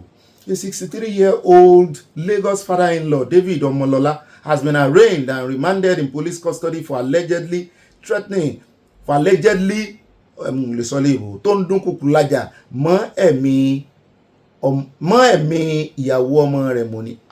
Àmọ́ rí fídíò rẹ̀ ọmọ yẹn ló mọ̀ ń dúnkùkù lajà mọ́ wọn pé kan ẹni tó bá fẹ́ kú kó kú dànù gbogbo wọn ló máa kú gbogbo náà bá fóun lọ́rùn lẹ̀ ewu ló wá ń dúnkùkù lajà àbáyé kò sí fídíò yẹn ni.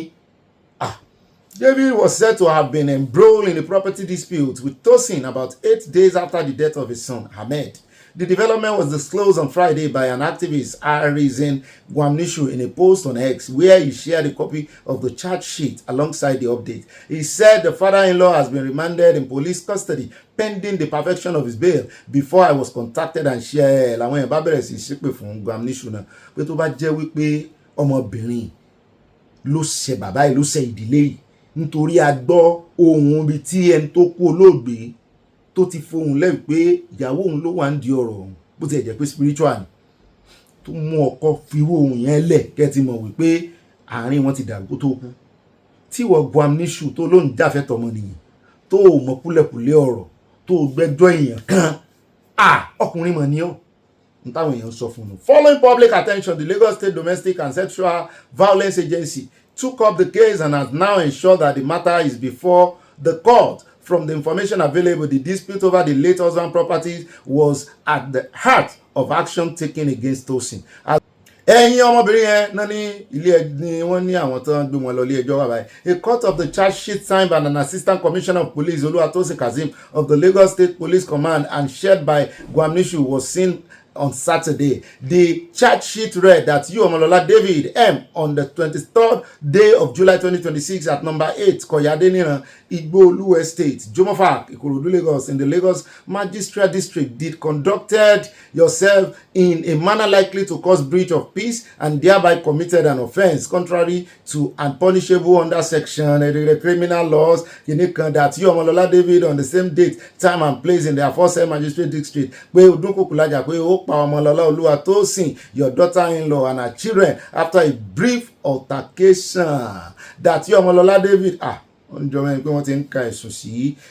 a video posted on X by a user identified as Zero Tolerance and seen by Saturday, Tosin was seen sobbing while voices believed to be those of her mother-in-law, brother-in-law, and sister-in-law could be heard in the background inside the apartment. They have been beating me, severally. They have been fojú ngbólẹ̀ ó ń sọ ní Yorùbá mo ní ìkàlẹ̀yìn èèyàn yìí ìkànnì.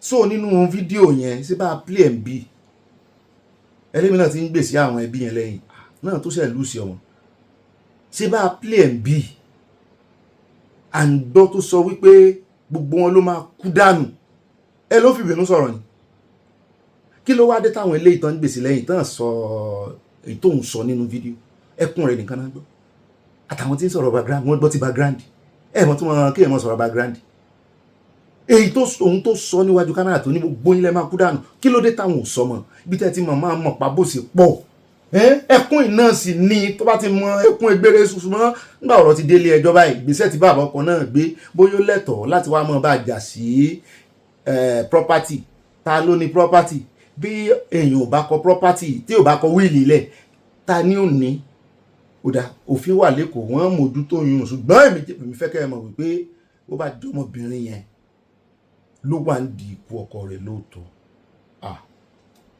àṣegbé máa sí láyé ọ̀rẹ́ ìgbẹ̀yìn ní kóró ènìyàn máa gbé kiri gbé bó pẹ́ títí tó ti ń kàgbàdo ọ̀wọ́n ènìyàn bá ti gbìn ń lómi àkàdì dán wà á jèrè iṣẹ́ rẹ̀ àwẹ̀mí wà á jèrè iṣẹ́ rẹ̀ èmi náà jèrè iṣẹ́ ọwọ́ mi ìjà tẹ̀wájú àròjọ́ musolókun bálọ̀bálọ̀ àwòbọ̀ bábọ̀ bá ti dé àmọ̀ gbèsè ilé tí a jẹ́ kẹ́ ẹ mọ̀ ó dá wà ní rí jù báyìí lọ nínú irọ́ ó kúrò nǹkan tí mò ń wá mo ti débẹ̀ eléyìí náà láàfin káàdì gbogbo Abala ti Sanawole ilẹ̀ ẹjẹ́ yà ní US Commission Nàìjíríà wọ́n ní wọ́n ti ṣe ìkìlọ̀ kíkankíkan fún ọmọ Nàìjíríà gbogbo ẹni tó bá fẹ́ wá gba visa tó fẹ́ apply for one thing or the other lẹ́mbàsí àwọn wọ́n ní àwọn wo picture yín dáadáa àwọn ò fẹ́ lójú àwọn ò zoom ẹ̀ tán bá ti rí pé ẹ fi AI app ẹ lọ fi treat ẹ ti ya passport tán ẹ wá lọ fi AI àbíbí tẹ́ ti lọ yà wọ́n bá yín fi AI wọ́n fi ọwọ́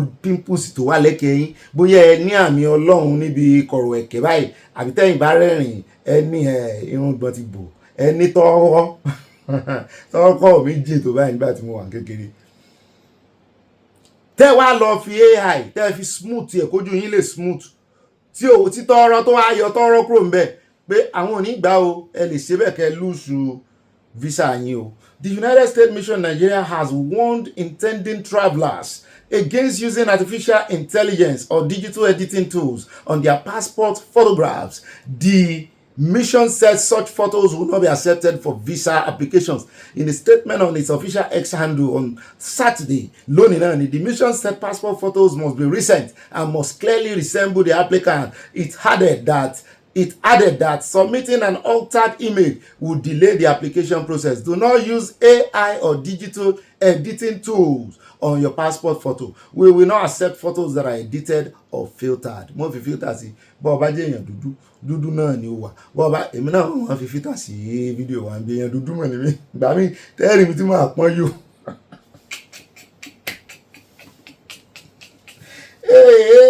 Fake life. Èmi kàn fi gbé lárugẹ ní o èmi àgbọn tí wọ́n lò fake life ni mo ṣe rórè mo rórè bóyá lèmi náà yà ń dín kò pẹ́ wá mi ì sèyàn pupa dúdú ni mí ìwọ ẹ́dítọ̀ yìí nígbà òyà mo gbà lọ́wọ́ rẹ̀ mo fi sí mọ́ jẹ́ rí mi mo ṣe ró ìkan rọra fi sí díẹ̀ mo dúdú ọ̀họ́ bíi ìsàlẹ̀ pọ́ọ̀tù ni àyà wa gbé wa débẹ̀ nú abala àwọn olólùfẹ́ wa abala conversation ẹ̀rín ara mi wọ́n pa mí gbà mí. Mi kámẹ́rà kó lójú mi jẹ́ ráyè rẹ́rìn dáadáa. Wọ́n máa tún kí wá káàbọ̀ sínú abala yẹn olóòfẹ́ abala conversation bá mi Olúwadésínà lórí pẹpẹ ni wọ́n ti join wa wọ́n gbàdúrà fún wa mórí tó ń dorí fúláwà náà o. Bẹ́ẹ̀ ni mọ́ mi fún mi lọ́lá belò wọ́n ní Ọ̀gbẹ́ni Bobby ọkọ̀ wa lálàáfíà Olúwa kò ní fi yín sílẹ̀ àmì àtẹ̀yìn àti gbogbo wa mú kí gbogbo ilé akú oṣù tuntun o á tu gbogbo wa lára pẹ̀lú àṣẹ Ìdùmarè àmì CSI love you Obi àná àyà love you wọ́n ti fà áyá sí o inú àyà ti dùn ó yá kọ́gẹ̀dẹ̀ ìwọlé àti àwọn ọ̀pọ̀ òyìnbó yìí. Mami Abalanle $1 wọ́n ní hello be and my love àyà people of God good day to you all love from Mama Dollar alákàbà mẹ́ta ní love wọn lẹ́nu ọjọ́ mẹ́ta yìí. Bẹ́ẹ̀ náà ni bá mi Richard Bidapo Pastor Reverend Richard Bidapo ẹ kú ọjọ́ mẹ́jọ wọ́n ní the country is going are enjoying and happy with it please let's stop supporting this clueless government. Mo rò pé ẹlẹ́wà happy pẹ̀lú ẹ̀ ni tí mo rí tẹ́ ẹ̀kọ́ nìyẹn o. Mami Fatima Alájà ni wọ́n lọ́dọ̀ mi lecturer mi Fatima Abubakar wọ́n ní Sir Bobby Master ibà mẹ́ta lọ́kàn Ọlọ́run ní jẹ́ bẹ́ẹ̀ ibà tèmi dayọ̀ ibà ìfẹsẹ̀wápọ̀ ibà yànnànà ibà lẹ̀jẹ̀lì yóò dára fún yín dọ́jọ́ ogbó láṣẹ Ìdùmarè àṣẹ wa àti gbogbo wa o wọ́n ní omi olè àti yẹ̀pẹ̀ olè jìbìtì ni wọ́n fi dáadáa àwọn Olúwa yóò pín wa lọ́tọ̀ọ̀tọ̀ láìpẹ́ láṣẹ yarabi amina kọ́nfàyàkùn Yorùbá nation going back yọ yẹ ìmọ̀ mi báàmì Abdidaman káfí wọ́n ní àyà ṣẹ̀ṣẹ̀ Mákindé ṣe self-reflection lórí security laxity Ọ̀yọ́ state tó lead sí abduction àwọn ọmọdé tí wọ́n lọ sí schools àti àwọn olùkọ́ tí wọ́n lọ sí ibi iṣẹ́ kó tó máa consider wípé UN láti lọ́wọ́ sí i. Báàmì Òkèńlá Adédọ̀tun wọ́n ní Olùkùnmi Akọ́lá Jimoh ní o Doubting Thomas ní surname alágídí agodi o. Ẹni tó yẹ kán ṣe kíní yẹn fún lẹ́yìn tó bá ṣe tẹ́nà rẹ̀ tán ẹ mọ̀ jẹ́ àṣọ yẹn lórí àbí. Àbí kátikàtí wo ni irú eléyìí is dancing on the grave of those teachers.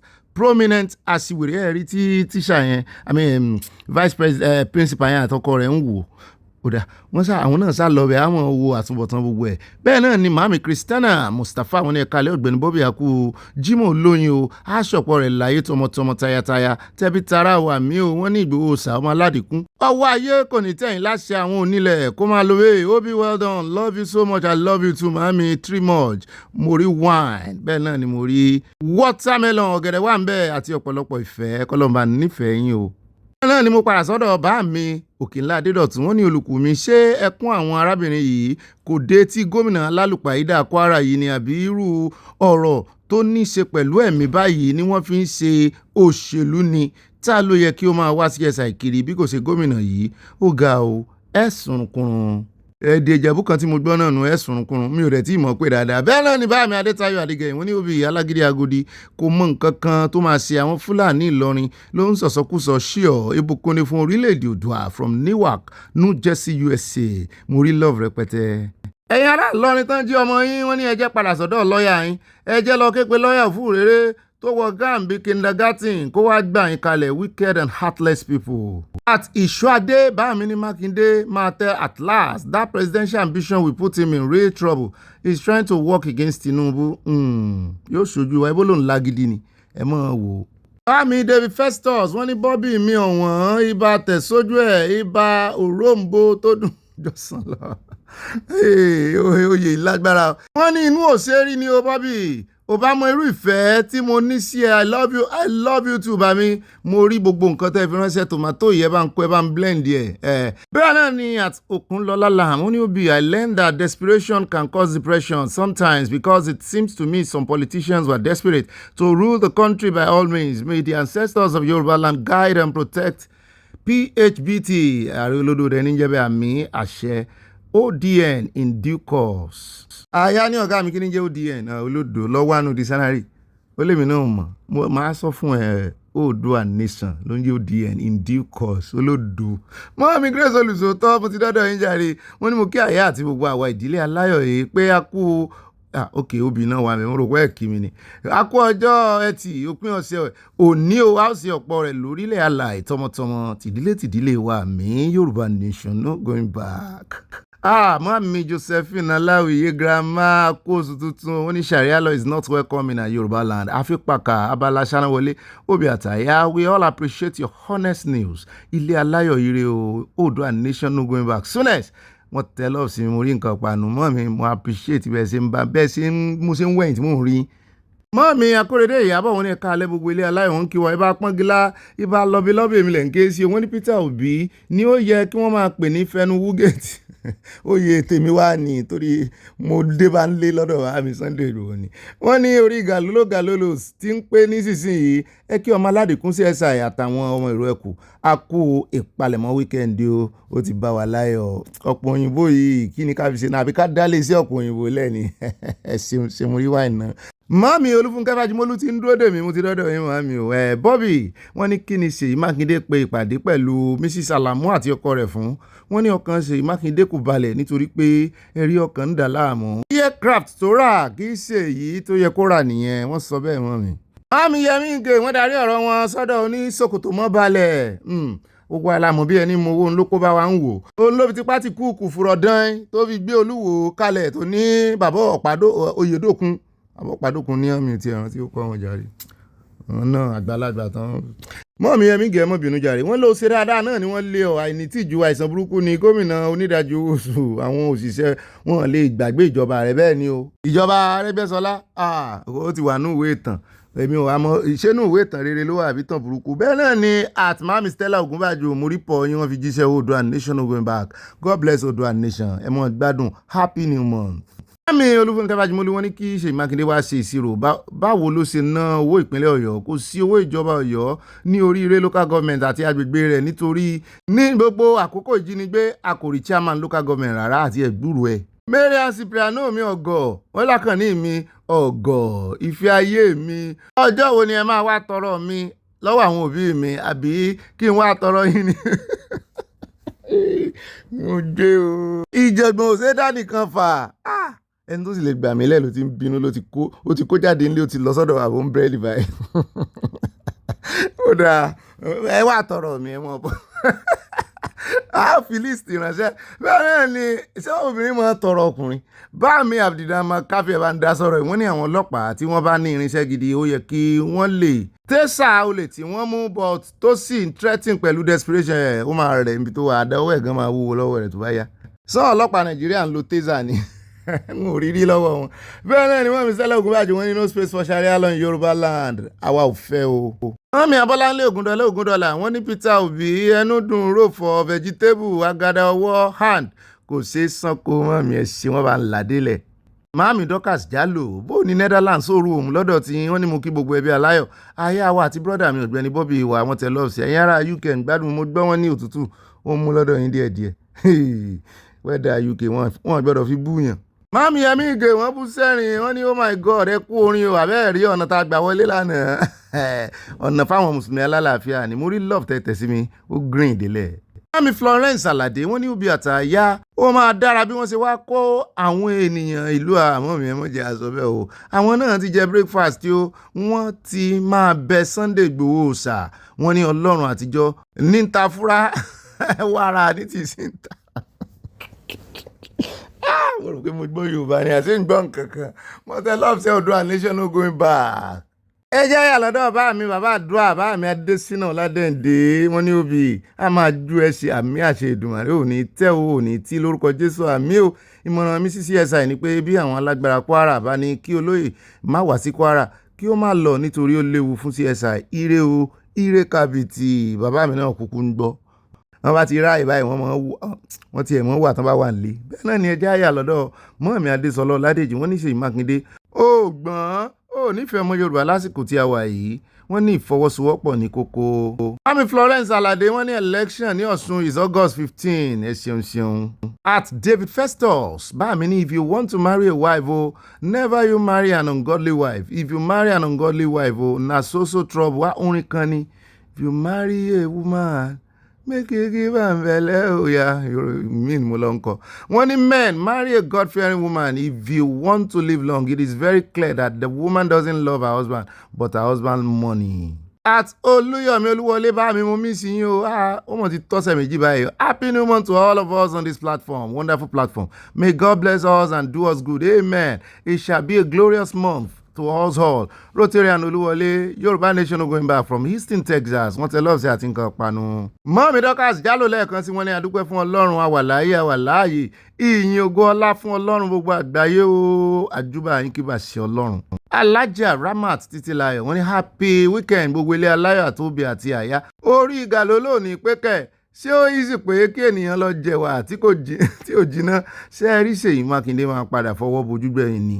Aláòbí ẹ̀dá èèyàn burúkú bí ìṣòwò rẹ̀. Mami Rafiat Rahman wọ́n ní bọ̀bọ́ yẹn ò serious irú conference ẹlẹ́sìn mìíràn wo nìyẹn I don't get it ṣé kò fẹ́ kí wọ́n tú wọn sílẹ̀ ni his actions since they are back he is being suspicious ṣé Ṣèyí Mákindé òun ló mọ̀ nítorí ẹjẹ́ àwọn tó fẹ́ mú jáde torí àwa náà fẹ́ kí àṣírí àwọn aṣebi kò tú tó bá láṣírí wọn lọ́wọ́ bóyá ọ̀nà tó fẹ́ gbà tú jáde rèé àárí bẹ́ẹ̀ náà ni àtìbámi Abdulrahman Káfí wọ́n ní àwọn customs wá gbọ́dọ̀ múra lórí ọ̀rọ̀ expire product torí wípé wọ́n máa ń change àwọn expiry date àwọn nǹkan míì àwọn customs staff kò dẹ̀ gbọ́dọ̀ compromise pé wọ́n destroy 6th expiry product. báàmì orí ọlọ́run rí wọ́n ní àwọn ọmọ bọ̀tá ni olè yẹn yọ àdá àti ọ̀bẹ sí o tó bá jẹ́ àwọn boys ní kò ní fẹ́ kú lọ́wọ́ ògúlùtù tó máa rọ̀jò lé lórí o padìmígà lólò ti corporate kò ń súfèé rẹpẹtẹ bíi ti tẹ́lẹ̀ mọ́ ó bá sọ̀rọ̀ kan wáyé ó ti súfèé bíi mẹ́jọ ó ti gbóòórùn sẹ́ẹ̀lì dáadáa kò fẹ́ padà bẹ́ẹ̀ mọ́ orí ọlọ́run race from Dallas Texas bá mi ẹ̀ ṣe ń wò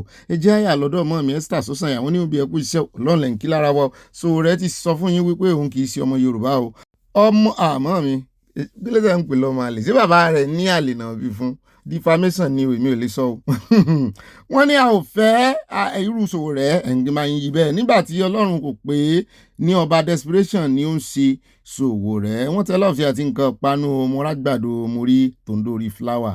mọ́ mi ẹ mọ́ bínú tó bá rè kọ́ lẹ́tà wípé ibi tó ń tijọ́ máa lè ká mú jáde o àwọn ó ṣe DNA tí mọ̀mọ́ òun ṣe tí òun fi jọ́ máa lè ká mú jáde sáàrì mú jáde mo mọ̀ pé ń bú ni ṣùgbọ́n ẹ jẹ́ ń rọra yí báwọn. bẹ́ẹ̀ ni mo yà lọ́dọ̀ bá mi rábì ọlọ́pàdé wọ́n ní immediately they succeeded in bringing those e-cigarettes with expired date into the country the expiration date will be scrapped and reprint another longer expired date on them. àwọn lè wọ́n ti mú wọn kó tó di pé wọ́n kó wọlé bẹ́ẹ̀ tán bá kó wọlé tán wọ́n á tó ṣe bẹ́ẹ̀ náà ni wọ́n tẹ̀síwájú Fúlàní or Hausa don't believe that by queue behind Yoruba or Igbo imam during the general prayer in any mosque that prayer is acceptable by God by Allah ẹ mọ́ fi God sí mọ́ wọ́n ti ní Allah is a God òkè lọ́dọ̀ àwọn alálàáfíà God ni wọ́n confuse wa o. wọ́n mi tó iná rìn wọ́n ní ojú la fi mẹ́ran láwo kì í sórí mọ́ these days owó ti yí padà nígbà náà orin ti ṣéǹjì o.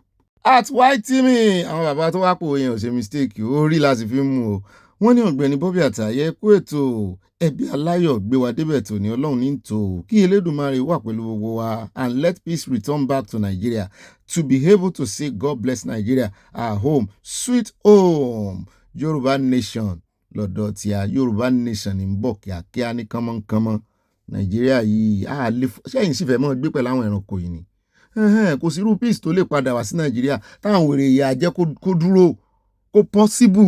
Torí mọ̀ wọ́n rí kọ́mẹ́ǹtì yìí dáadáa o bá mi wá tí mi mo mọ̀ pé ẹ nífẹ̀ẹ́ Nàìjíríà kò sí ní tó burú a náà nífẹ̀ẹ́ Nàìjíríà ṣùgbọ́n kí ìfẹ́ wa kó lè bá a hàn dáadáa bá a bá mọ̀ pa nífẹ̀ẹ́ Nàìjíríà ní kóníkálukú lọ ìfẹ́ Nàìjíríà nìyẹn pẹ̀lú àwọn ẹranko yìí àwọn méjèèjì sí lẹ́ranko àwọn méjèèjì ni ẹ jẹ́ àyà lọ́dọ̀ ọmọ mi Adésọlá Ọládèjì wọ́n ní ọba yín ní ìlú Ìlọrin ẹ má jẹ́ kí n gbọ́ ọba wà ní ìlú Ìlọrin o èmi náà ń gbọ́ tó ń sọ pé ọba nílùú Ìlọrin táàfà yẹn sọ lánàá ẹ̀mí àlú Ìlọrin ọba ń bọ̀ ọba ń bọ̀ bẹ́ẹ̀ náà ni mọ́mí Murtala Kọmọláfẹ́ wọ́n ní Bobby kí ni alágídí Agodi ń fẹ́ lórí ọ̀rọ̀ oríire o bí o ti gbọ́ nǹkan kan ni bóyá tó dé ti sọ nǹkan kan fún un ṣé bí ẹ̀yin Kwara ti ní ẹ̀fẹ́ Ìgbòho ẹ pé lọ́ọ̀yà yín kó lọ bá yín wọgbó lọ gba àwọn tí wọ́n kó lọ o àwọn òpònú ó sì lè yan lówó náà ara yín lẹ̀ ń ṣe o bẹ́ẹ̀ náà ni bámi Àbáyọ̀mí Orúfàẹ́ wọ́n ní òbí ẹ̀rí ọkàn ló ń bá ọ̀gá ọlọ́pàá jà bí ìwọ bá ṣe rere ara kì yóò yá ọ bí bẹ́ẹ̀ náà ni mọ́mi bámi ni ò bámi Mórí Adéyẹmọ wọ́n ní àyà Rasulullah Mórí Adéyẹmọ Rasulullah orin yẹn dùn mọ́ mi lánàá. mọ́mi Adésọlá Ọládèjì wọ́n ní Arẹ́gbẹ́ ṣe bí ọmọ Yorùbá ni ẹ lọ bẹ Tinubu. Adésínà Ọládẹ́ǹdè bámi ní òbí má bínú pẹ̀lú ìbéèrè mi ò ṣe ìwọ fúnra rẹ kò ń dá rẹ́rìn tó bá ń dáka ìròyìn yìí kí o tó kà fún gbogbo ọmọ agboolé nítorí ẹ̀rín máa ń pa mí pẹ̀lú àwàdà rẹ kí o tó kà ojú ìròyìn ire o ó wà máa ń pa mí lẹ́rìn torí tẹ́ bá ń gbọ́ tí n bá ti jùròyìn èmi náà máa ń gbọ́ padà torí mo fẹ́ wò bóyá mistake wà kí n lè tètè á mọ bí wọ́n ṣe ṣàtúnṣe lọ́jọ́ kejì so ìgbà tí n bá ń dá rẹ́rìn gbà mí báyìí èmi náà mọ̀ wò pé kì í mọ̀ sí ìròyìn oníròyìn ló ń gbọ́ ìròyìn ara rẹ lọ́mọ ń gbọ́ ó tún ń rẹ́rìn. ẹ jẹ́ àdúpẹ́ lọ́wọ́ Ọlọ́run ní ń pa wá lẹ́rìn ayọ̀ mọ́ mi Yẹmí Ìgè wọ́n ní Iléṣà ní orúkọ yẹn o I know their street one is my mate at GTTC Iléṣà den. Àmì Mórí Adéyẹmọ wọ́n ní Sharia is not allowed in Yorùbá land capital letter náà kọ́ wọ́n kanra sọ ni. At Shola Sholi, wọ́n ní Obi, you didn't want your friend Galolo was about to address us now. I feel it. Kókungi rékọjá ìwé lẹ́ẹ̀kan sí. Kó sì rèé ṣàfarawé ìṣòwò rẹ̀ tí ẹ bá nù. Bẹ́ẹ̀ ni at Kenny Ògúnkọ̀yà bá mi ní no space for Sharia nílẹ̀ Yorùbá Yorùbá nation. À ń retí rẹ o, ọmọ aládìkún máa bá iṣẹ́ rẹ bọ̀ ẹ̀ ń bá lọ ló bá kú. Wọ́n tẹ love sí a. At Juliet Olóníṣadé wọ́n ní Ìlọrin Mezujamba is suspected it's a planned work due to accusation that it's only Yoruba land they have been kidnapping. Mami Alájà Stella Ògúnbàjò wọ́n ní báríkà rẹ̀ òye báríkà rẹ̀ òye báríkà gbogbo ẹ̀yin ọmọ ọkọ Yorùbá gidi alálàáfíà báríkà yín gbogbo Ọlọ́run á wà pẹ̀lú gbogbo yín àmín. Aya mi ò sọ fún ọ pé tí mọ́ mi Victoria Bàdéjọ wà fi dé wáìnì ó sùn lọ lera wọn ni wọ́n ní thank God it's Friday mọ́ mi Victoria Bàdéjọ wọ́n ní happy new month to all Obi and my sweetheart àyà ẹ̀mí wa tó bẹ̀rẹ̀ August ni yóò parí àmì orí gbogbo wa kò ní gbàbọ̀dé nínú oṣù kẹjọ yìí àmì Oòduà nation going back let's enjoy our weekend to the fullest. At Adéwálé Ọ̀rẹ́kọ̀yà wọ́n ní ṣe Mákindé ọ̀dàlẹ̀ ọmọ Yorùbá ojú ẹ̀ abo. Àmì Kẹ́hìndé ọ̀sẹ̀ ní Salema ọmọ owó lódò ọmọ àtẹnigbẹ̀rẹ̀ ọmọ àtẹnigbẹ̀rẹ̀ wọ́n ní ọba títí wa kọ́ ní Emir Ìlọrin o àwa ìran Yorùbá a kì í jẹ́ Emir à ń jẹ́ Emir nílọrin ọba làmọ́ jẹ. Àmì mo dúpẹ́ ta ìwà wàrà ìwọ́n ní Bobby mi ọ̀wọ́n happy weekend to wa ẹ̀mí wa yóò ṣe ọ̀pọ̀lọpọ̀ rẹ̀ láyé lórúkọ Jésù àmì Bobby mi gbádùn ẹ máa gbádùn ara yín ní weekend o dáadáa pẹ̀lú ẹlẹ́yà o àwàtúnra ẹlẹ́yà ò sí nílé ẹlẹ́yà ti kó lọ pátápátá ọ̀dọ̀ bàbá oníbírẹ́dì náà wà ní ìsìn. I love you ire I love you too màmí. Bá mi Kẹ́hìndé òsè ní Sàlímọ̀ lẹ́ẹ̀kan sí wọn ní ẹ̀ka àrọ́sọ o bàbá mi Ọ̀gbẹ́ni Bobby yẹ kú iṣẹ́ takuntakun o ẹ̀mí yín yóò gùn lágbára gbogbo alálẹ̀ àmì àti gbogbo àwa tá a wà nù ìdílé aláyọ̀ yìí ilẹ̀ Yorùbá pátápátá tí ẹbí tara wa náà ni o. Ibà màámi mo ti ń wo orí ìgànnà wípé n ò rí yìn mo fẹ́ gùn gànnà díẹ̀ ló kù ibà màámi Ọmọwùmí wọ́n ní ibà ẹgbẹ́ ilé aláyọ̀ worldwide bẹ́ẹ̀ ni wọ́n tẹ̀síwájú wọ́n ní Ṣèyí is confused oríire incident has degraded and relegated him. His open confrontation with Iruekun exposed his disloyalty to Yoruba race. His political ambition is buried, just looking for relevance. Kò lè rí. Mọ́ mi Dorcas Kazeem wọ́n ní bí ẹkú iṣẹ́ Ọlọ́run ní iṣẹ́ Ọlọ́run yóò máa bá wa ṣe àmì. Aláàfin kò sí nílé o. He is away to Canada. Ìgbòho ṣà máa bá iṣẹ́ rẹ̀ bọ̀ ẹ̀ ń bá lọ ló bá kú. A kò fẹ́ sàárẹ̀ nílẹ̀ Yorùbá. Ire o. Mami unique baby girl wọ́n ní Peter Obi olóhùn eré yìí eré ni eré yìí fọ́nì ṣáá ẹnu ti pọ̀ jù Joker Obi di Joker.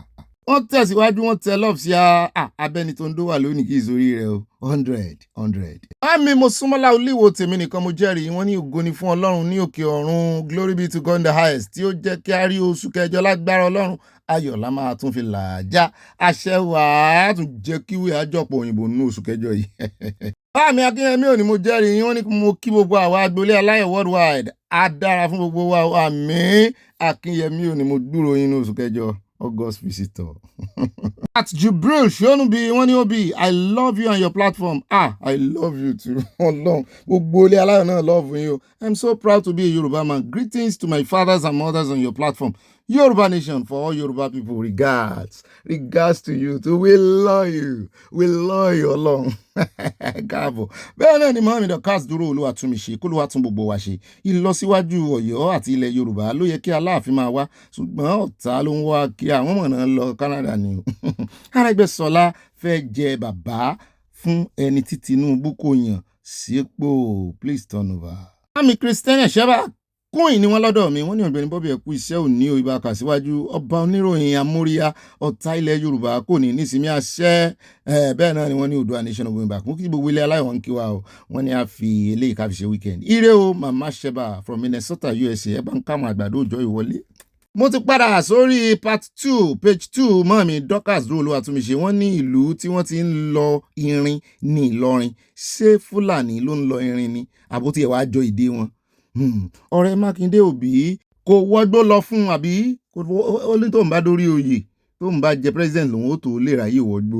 Oòduà Nation coming back from Providence, Rhode Island. Bẹ́ẹ̀ náà ni Báàmì Akínyẹmí ò ní wọ́n ní kí ló dé tí wọ́n kọ èdè kéwú Arabic sára lógo àwọn ológun Nàìjíríà mú wọn gbọ́ pé ọ̀rọ̀ yẹn wà ní ilé ẹjọ́ ìbá ń fojú fò ní lára lógo ológun nìkan ni lára owó ńkọ́ a ní àtúnṣe wà gidi tó yẹ ká ṣe lára owó ńkọ́ kí ló ń wá ń bẹ̀ àti sọ àwọn bàbá wa kan ara tó mú wọn bínú kúrò lórí ìkànnì rẹ̀ nígbà tá a mọ̀ ṣe live show ni ẹ bínú kẹ ẹ ń bímọ gan tí ì bí tó bá wù yín kẹ lọ àmójútọrọ yẹn á yọkù ń bẹ. Àtọlọ́ládé mi Àṣàkẹ́ Adéyẹmọ wọ́n ní Ọ̀gbẹ́ni ẹmọbìnrin mi mú fa Àṣàkẹ́ sí o wọ́n ní Ọ̀gbẹ́ni Bobby ẹkú iṣẹ́ takuntakun o ṣe rí ṣe yìí ò mọ èyí tó kàn lọ́rọ̀ ẹ̀ gbogbo ète politics tó ń play kò lè jẹ́ túmọ̀ ẹni kò lè jẹ́ lọ ṣé wá rí àwọn Ìlọrin mìsú jàǹbá wọn ò tí ì rí nkẹ̀kẹ́ o alálẹ̀ Oòduà ti dé sí wọn lọ́rùn wọ́n sì máa kọjú ìjà sí ara wọn ojú rẹ o ìran rẹ àṣẹ wàá ojú wa ò ní rí báyìí nù. mọ́mí lùjẹ̀ṣà mo fẹ́ gbìyàn mọ́mí Elizabeth oyin ní àwọn Ọ̀gbẹ́ni Bobby rí àìbá kà síwájú ibà desperation ṣé Mákindé is too late to cry when the head is off go sleep jọ̀ọ́ wọ́n tell us here from Texas Oòduà Nation no going back báwo máa ṣe sọ ní Jẹ̀ṣà ẹ bá mi sọ lùjẹ̀ṣà kí n fi ránṣẹ́ sí mi voice note. Bẹ́ẹ̀ náà ni Báàmì Martin Adébọ̀wálé wọ́n ní ṣe the fact is ẹ ti ń wọ ara yín níran jù ní ilẹ̀ Yorùbá no clear direction.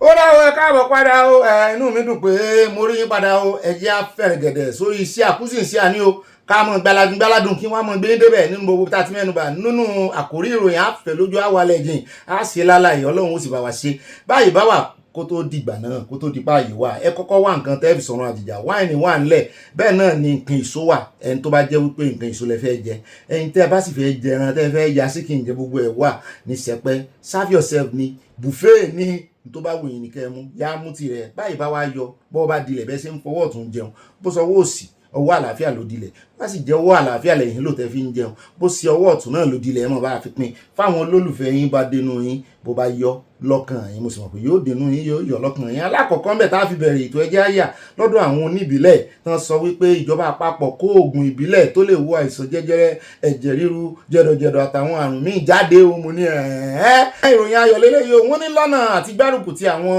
iléeṣẹ́ tó ń pò oògùn lábẹ́lé ní Nàìjíríà ìjọba àpapọ̀ ti sí aṣọ lójú eégún o ìbílẹ̀ 7 tó lè kojú onírúurú àrùn bíi jẹjẹrẹ ẹ̀jẹ̀ ríru àrùn jẹ̀dọ̀jẹ̀dọ̀ àti bẹ́ẹ̀ bẹ́ẹ̀ lọ wọ́n ní wọ́n ti ṣe test fún wọn ti lò ó lára àwọn èèyàn mú ní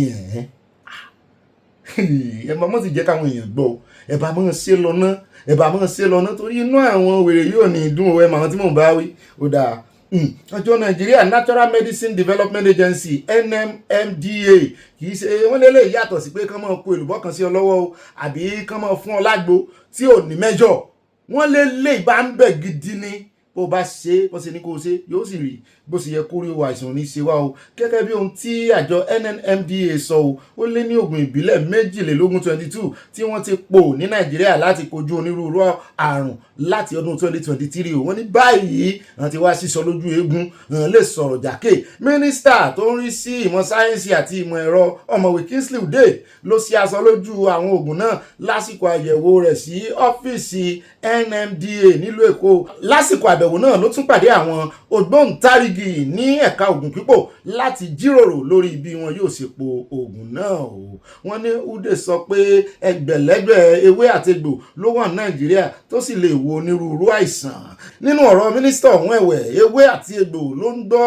àìsàn àwọn èèyàn ní ìgbèríko fún ọ̀pọ̀ ọdún sẹ́yìn àwọn ewé àti egbò náà kò sì tí ì dáwọ́ iṣẹ́ dúró títí di àsìkò yìí táwọn bàbá wa ń jẹnu kí ló wá dé táwa mójú kó lára wọn káwa náà gbé tiwa náà lárugẹ ó tún ṣèlérí wípé àwọn yóò ṣe ìdásílẹ̀ àjọ Clinical Observation Research Center láìpẹ́ èyí tí yóò rí sí bí wọn yóò ṣe máa pèsè owó fún ìwádìí nípa ewé àti egbò fún ìwòsàn ní Nàìjíríà mo ní yóò tiẹ̀ dá gbogbo àwọn tó máa ń lẹ́nu lórí TikTok ẹ lọ bẹ̀ kẹ́ ẹ sọ̀ǹtẹ́ ẹ ní lọ́wọ́ bẹ́ẹ̀ bá ti sọ̀ǹtẹ́ ẹ ní lọ́wọ́ tó sì rí bẹ́ẹ̀ tó ń jẹ́ bẹ́ẹ̀ tẹ́ ẹ tún fún wọn níyọ̀ǹda rẹ̀ kó wá ṣiṣẹ́ ẹ̀rí mọ́ ṣe gbárùkù tì í lẹ́yìn náà ló gbóríyìn fún àwọn adarí àjọ náà fún iṣẹ́ takuntakun wọn lórí àṣeyọrí ọ̀hún ó ní inú òun dùn púpọ̀ fún àṣeyọrí náà àti pé wọ́n ti po ewé àti egbò sínú kóró báyìí kó lè rọrùn láti lò fún àwọn èèyàn ọ̀gá àgbà àjọ NMMDA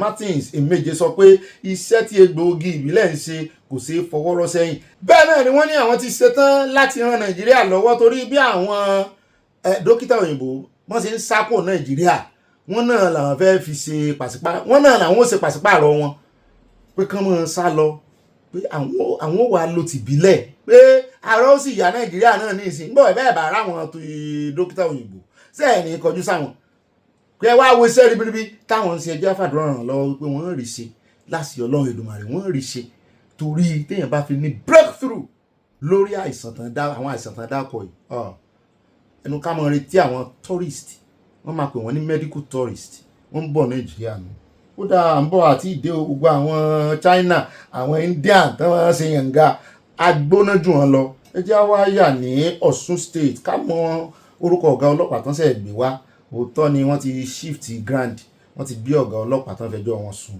iléeṣẹ́ ọlọ́pàá ilẹ̀ Nàìjíríà ti gbé ọ̀gá ọlọ́pàá tuntun lọ sípínlẹ̀ Ọ̀ṣun ẹni tí yóò tukọ̀ gbogbo ètò ààbò pàápàá ètò ìdìbò gómìnà tó ń bọ̀ lọ́nà o Ẹ̀rálẹ̀ Samuel Taifo ní orúkọ ọ̀gá ọlọ́pàá tuntun náà o ẹni tí yóò ṣàbójútó ọ̀gá àgbà pátá Ọlátúnjí Dìísù ló kéde síta fún gbogbo Nàìjíríà nínú àtẹ̀jáde tí agbẹnusọ iléeṣẹ́ ọlọ́pàá ìpínlẹ̀ Ọ̀ṣun Abíọ́dún Ọ̀jẹ̀lábí fi síta nílùú Òṣogbo lọ́jọ́ Ẹtì adúpẹ́ lọ́wọ́ Ọlọ́run wípé wọ́n ní etí ìgbọ́ àtàyà àgbàṣẹ àwọn èèyàn sọ fún wọn inú Adélékè ó ti dùn ní ìsìn mo lérò pé kò ní problem pẹ̀lú èèyàn tuntun ìmọ̀ wọ́n ní Ọ̀jẹ̀lábí sọ pé ní ìbámu láti jẹ́ kí àlàáfíà jọba àti lójú náà láti jẹ́ kí ètò ìdìbò lọ nírọ̀wọ́rọ̀sẹ̀ láì ní wàhálà tàbí ìkùnsínú tàbí kọ́nùkọ́ tàbí gbọ́nmi sí omi òtònú ló jẹ́ kí wọ́n gbé ọ̀gá ọlọ́pàá tuntun náà wá o agbẹnusọ ọlọ́pàá náà fi kún ọ̀rọ̀ rẹ̀ pé ìgbésẹ̀ náà ló tún ṣàfihàn ojúṣe iléeṣẹ́ wọn láti rí i pé ètò ìdìbò wáyé àwọn ò sì figbá kan bọ̀kan nú àwọn ò sì fàáyà apá kan dápá kan sí àwọn ò sì gbèsè ẹ̀yìn èèyàn kan o Ọ̀jẹ̀lábí sọ wípé Taifo yóò ṣàkóso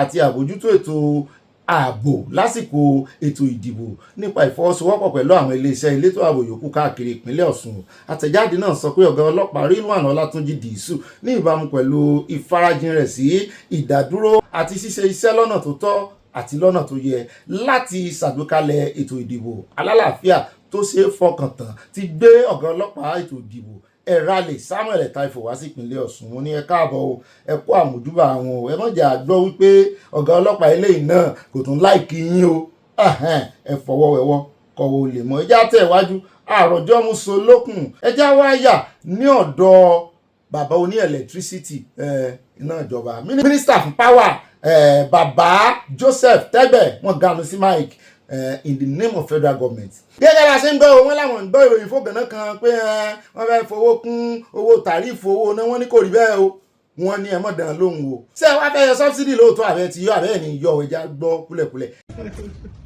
Let me address two issues.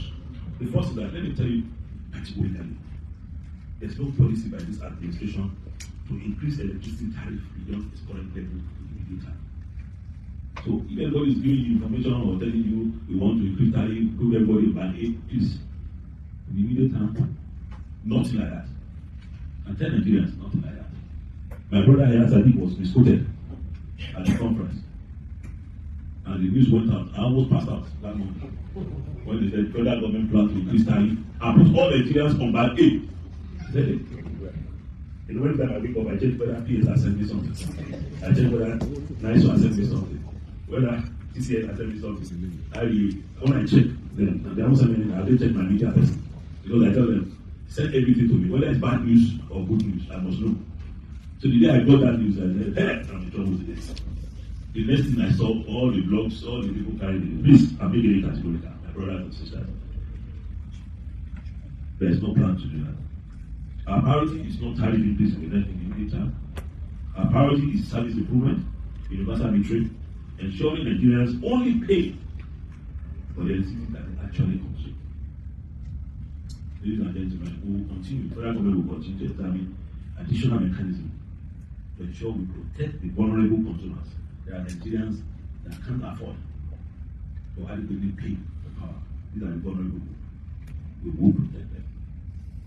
But at the same time, we will simultaneously improving financial sustainability. The other issue that has also been of note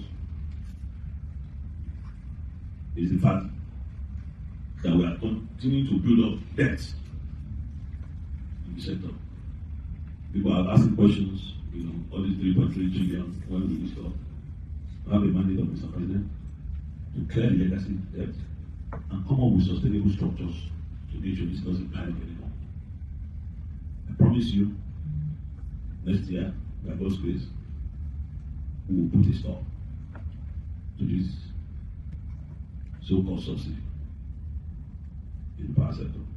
Mr. President, we will not deprive Nigeria of anything. We will make sure the Nigerian consumers continue to have power and improve power services.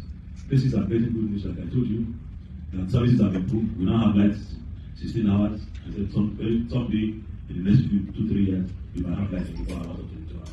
ó dá àwọn náà lẹ́tí bọ́ lẹ́nu wọn yẹn o ọ̀nà tó fẹ́ gbà yọ subsidy next year tí owó tàrífù ní wá sókè èmi ò tí ì mọ ọgbọ́n ẹ̀ mi ò tí ì mọ ọ̀nà tó fẹ́ ta àwọn èèyàn lẹ́tàn ní ọ̀rọ̀ wọn wípé kò sígbà tí owó tàrífù ní lọ sókè ẹgbọ́n ọ̀sẹ̀ tí ń gbádùn náà àyá ni tó nǹkan mọ̀ ní wípé wọ́n bá máa fi bẹ̀rẹ̀ campaign fún ètò ìdìbò 2027 iná ó máa improve tipátipá ni ó máa improve wọn mọ bó ṣe máa ṣe ṣùgbọ́n wípé àwọn wà máa san owó àsandànù wá dúró gbèsè tán náà jẹ àwọn tán fún wọn ná tán distribute náà fún wọn láwọn ò fẹ́ ṣe bẹ́ẹ̀ mọ́ wọn láwọn ò fẹ́ jẹ gbèsè mọ́ ṣùgbọ́n èmi mọ̀ wípé wọ́n ń gbìyànjú lórí sólà bóyá sólà náà wá gbọ́kànlé bóyá kò ní wọ́n tó ti àwọn tv torí wọ́n ń ṣe mini grid a dẹ̀ ti gbọ́ tí ìkànnà olórí àwọn REA Rural Electrification Agency irọ́ ìkànnà àwọn ọ̀gá wọn jàre olórí wọn báyìí ni bọ̀dà Ayọ̀ Fáyọ̀ṣe ìkànnà àwọn ọ̀gá wọn ti sọ fún apá àwọn ti ṣe mapping tán àwọn sì ti bẹ̀rẹ̀ lórí mini grid àwọn ti ń gbé àwọn university 15 university náà ti kó kúrò lórí national kìíní tí wọ́n fi ojoojúmọ́ já tí wọ́n fojoojúmọ́ so ká mọ̀ wò ó bóyá solar ni wọ́n fẹ́ mọ̀ dìídì fínúfíndọ̀ invest lé lórí ṣé solar ó gbé sí àwọn èèyàn sì ń ṣe solar náà wọ́n ń gbìyànjú ṣùgbọ́n ṣe é rí àwọn tẹ́ ń bá rí rà lọ́wọ́ àwọn ọmọ Ìgbò tó wá rí gbé sórí rúùfù lókè lọ́hùn wọ́n bá lànà ṣe é rí ọ̀nà míì tí àwa àti bíi náà tá à ń gbà tá a fi ní consume ọ̀nà tí ẹ pọ̀ táwa à ń lo gas ó ní tí ó tiẹ̀ wà ní old gas irú eléyìí tán wọ́n lò Nàìjíríà nìsín wọ́n kàn ní ilé wọn náà tó fi ń power iná power gbogbo ẹ̀ tẹ́ bá rí gáàsì ẹyọ kan kì í jó bíi ti Nàìjíríà o gáàsì ẹyọ kan bíi ó lè lọ́dún kan ní kíní ṣé 24 kg náà wọ́n pè wọ́n lè lọ́dún kan tí ó pàwọ́ àná yóò pàwọ́ kíní yítàlé tó sì ń pàwọ́ kíní tó fi ń dáná náà ìmí olóṣù mẹ́fà ìmí olóṣù mẹ́fà tí ìṣẹ̀lẹ̀ tí ó kàn mọ́ jójo kíní tán ti sáré lò tán ní ìsìn tẹ́tùn rẹ̀ filẹ̀ mo gbọ́ pé ti Nàìjíríà yìí lò ju oṣù kan oṣù méjì lọ depending bàbá ṣe ń dáná sí iná sì ní iná nìkan náà fi ń dáná Nàìjíríà wọn fi pàwọ́ àná gbọ́ àwọn nǹkan yẹn ló yẹ kán ti ṣe kódà wọ́n ti àti gbọ́rọ̀ lẹ́nu wọn ẹnu oníkànlá àti gbọ̀pọ̀n wọn láwọn ó yọ subsidy o torí trillion upon trillion táwọn ń jẹ àwọn regulators yìí wọ́n ní kò bójúmu àwọn ò fẹ́ mọ́ jẹ owó next year ìgbésẹ̀ táàrí olódódé gbé lórí ti kinní táwọn èèyàn sì ń kérora lé lórí wọn láwọn ó tún gbé òun ló wá máwọn èèyàn sọ wípé àní kinní yìí ó gara ṣùgbọ́n ó dáa déètì tán fi sí náà ebi next year ni ebi next year náà sì ní campaign bẹ́ẹ̀ ẹ jẹ́ kan fi sí time tí campaign bẹ̀rẹ̀ kan wá òbí àwọn èèyàn ó dìbò fún wọn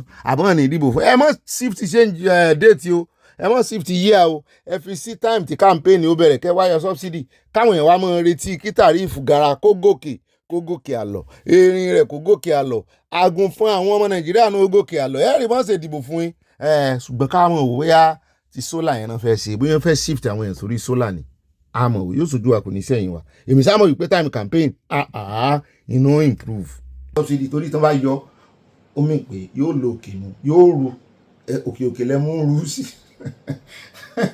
owó electricity dowó ó ti dowó ẹmu nù ká tó lọ sọ́dọ̀ bàbá Ọbásanjọ́ ìjà tó bẹ́lẹ̀ láàrin àwọn àti former vice wọn ẹ jẹ́ àkọ́kọ́ yà lọ́dọ̀ Bishop Ọ̀nàyẹ̀kàn tí mo pè dáadáa Ọ̀nàyẹ̀kàn mi ò rò pé Yorùbá ni án ó kàn fẹ́ ju orúkọ Yorùbá ni. wọ́n ní Tinubu disagree with Catholic bishops assessment of economy wípé tí ò da ọ̀rọ̀ tí ò da náà gbọ́ lẹ́nu wọn àìgbọ́ búburú lẹ́nu abọ́ rẹ̀ ó sì wá jẹ́ wípé àwọn negative things náà wá kójọpọ̀ náà wá sọ fáwọn. no àwọn ọmọ ibi tí wọ́n fi sí àwọn náà ń dọ́gbọ́n ṣe politics òótọ́ aṣọ saint aṣọ èèyàn Ọlọ́run náà wọ̀ èèyàn Ọlọ́run sì ní án ṣùgbọ́n politics náà rí inú ọ̀rọ̀ wọn. The Archbishop Emeritus of the Catholic Archdiocese of Abuja, John Onayekan, has said that President Bola Tinubu disagreed with the assessment of the economy and security concern raised by members of the Catholic Bishops' Conference of Nigeria during their meeting at the State House. Speaking during an interview on Prime we have no ambitions to take Mr. Tinubu's job or anybody else's job. We are not politicians running for office. We are first and foremost religious leaders who feel we have a duty, not just to preach our religious doctrines, but also to address the lives of our people, both those who are our members and those who are not our members. You can see that from the content and the tone of our statement. So you asked me, how did I see the face of the president in reaction? I was not surprised that he was not looking very happy. Not even his colleagues who were there. We knew that this is different from the kind of statements that our president keeps receiving from all kinds of people. And that is one of the things that worries us, that there are so many people hanging around Mr. President, giving him a rosy picture of what the country is, which it is not. And we felt that we have no duty to do that. Indeed, we have the obligation to help him to appreciate the reality of the situation in which we find ourselves. And that is the reality that we painted, which I know is not the kind of thing that he wanted to hear. And in his reply, we left that hall, both sides, knowing that, we said what we had to say. He said what he had to say. When the nation is bleeding, you can't expect a polite meeting with the head of state. We need to let him know. And his reply is that the nation is not bleeding. We told him our economy is not helping our poor people. He told us the economy is doing fine. Practically speaking, he told us quite clearly that he did not agree with us. Again, I said, we're not surprised. We didn't expect him to agree with us. We have done our duty. We have delivered our message. And we have a feeling that somehow, along the line, somebody will show him a few of the things we said. But in terms of, if you like, your immediate observations, you left the presidential villa believing that the president did not actually really, hear your concerns. He listened to them, but he didn't actually hear them. He heard it, and he tried to tell us that he heard us, which is precisely why he replied the way he replied.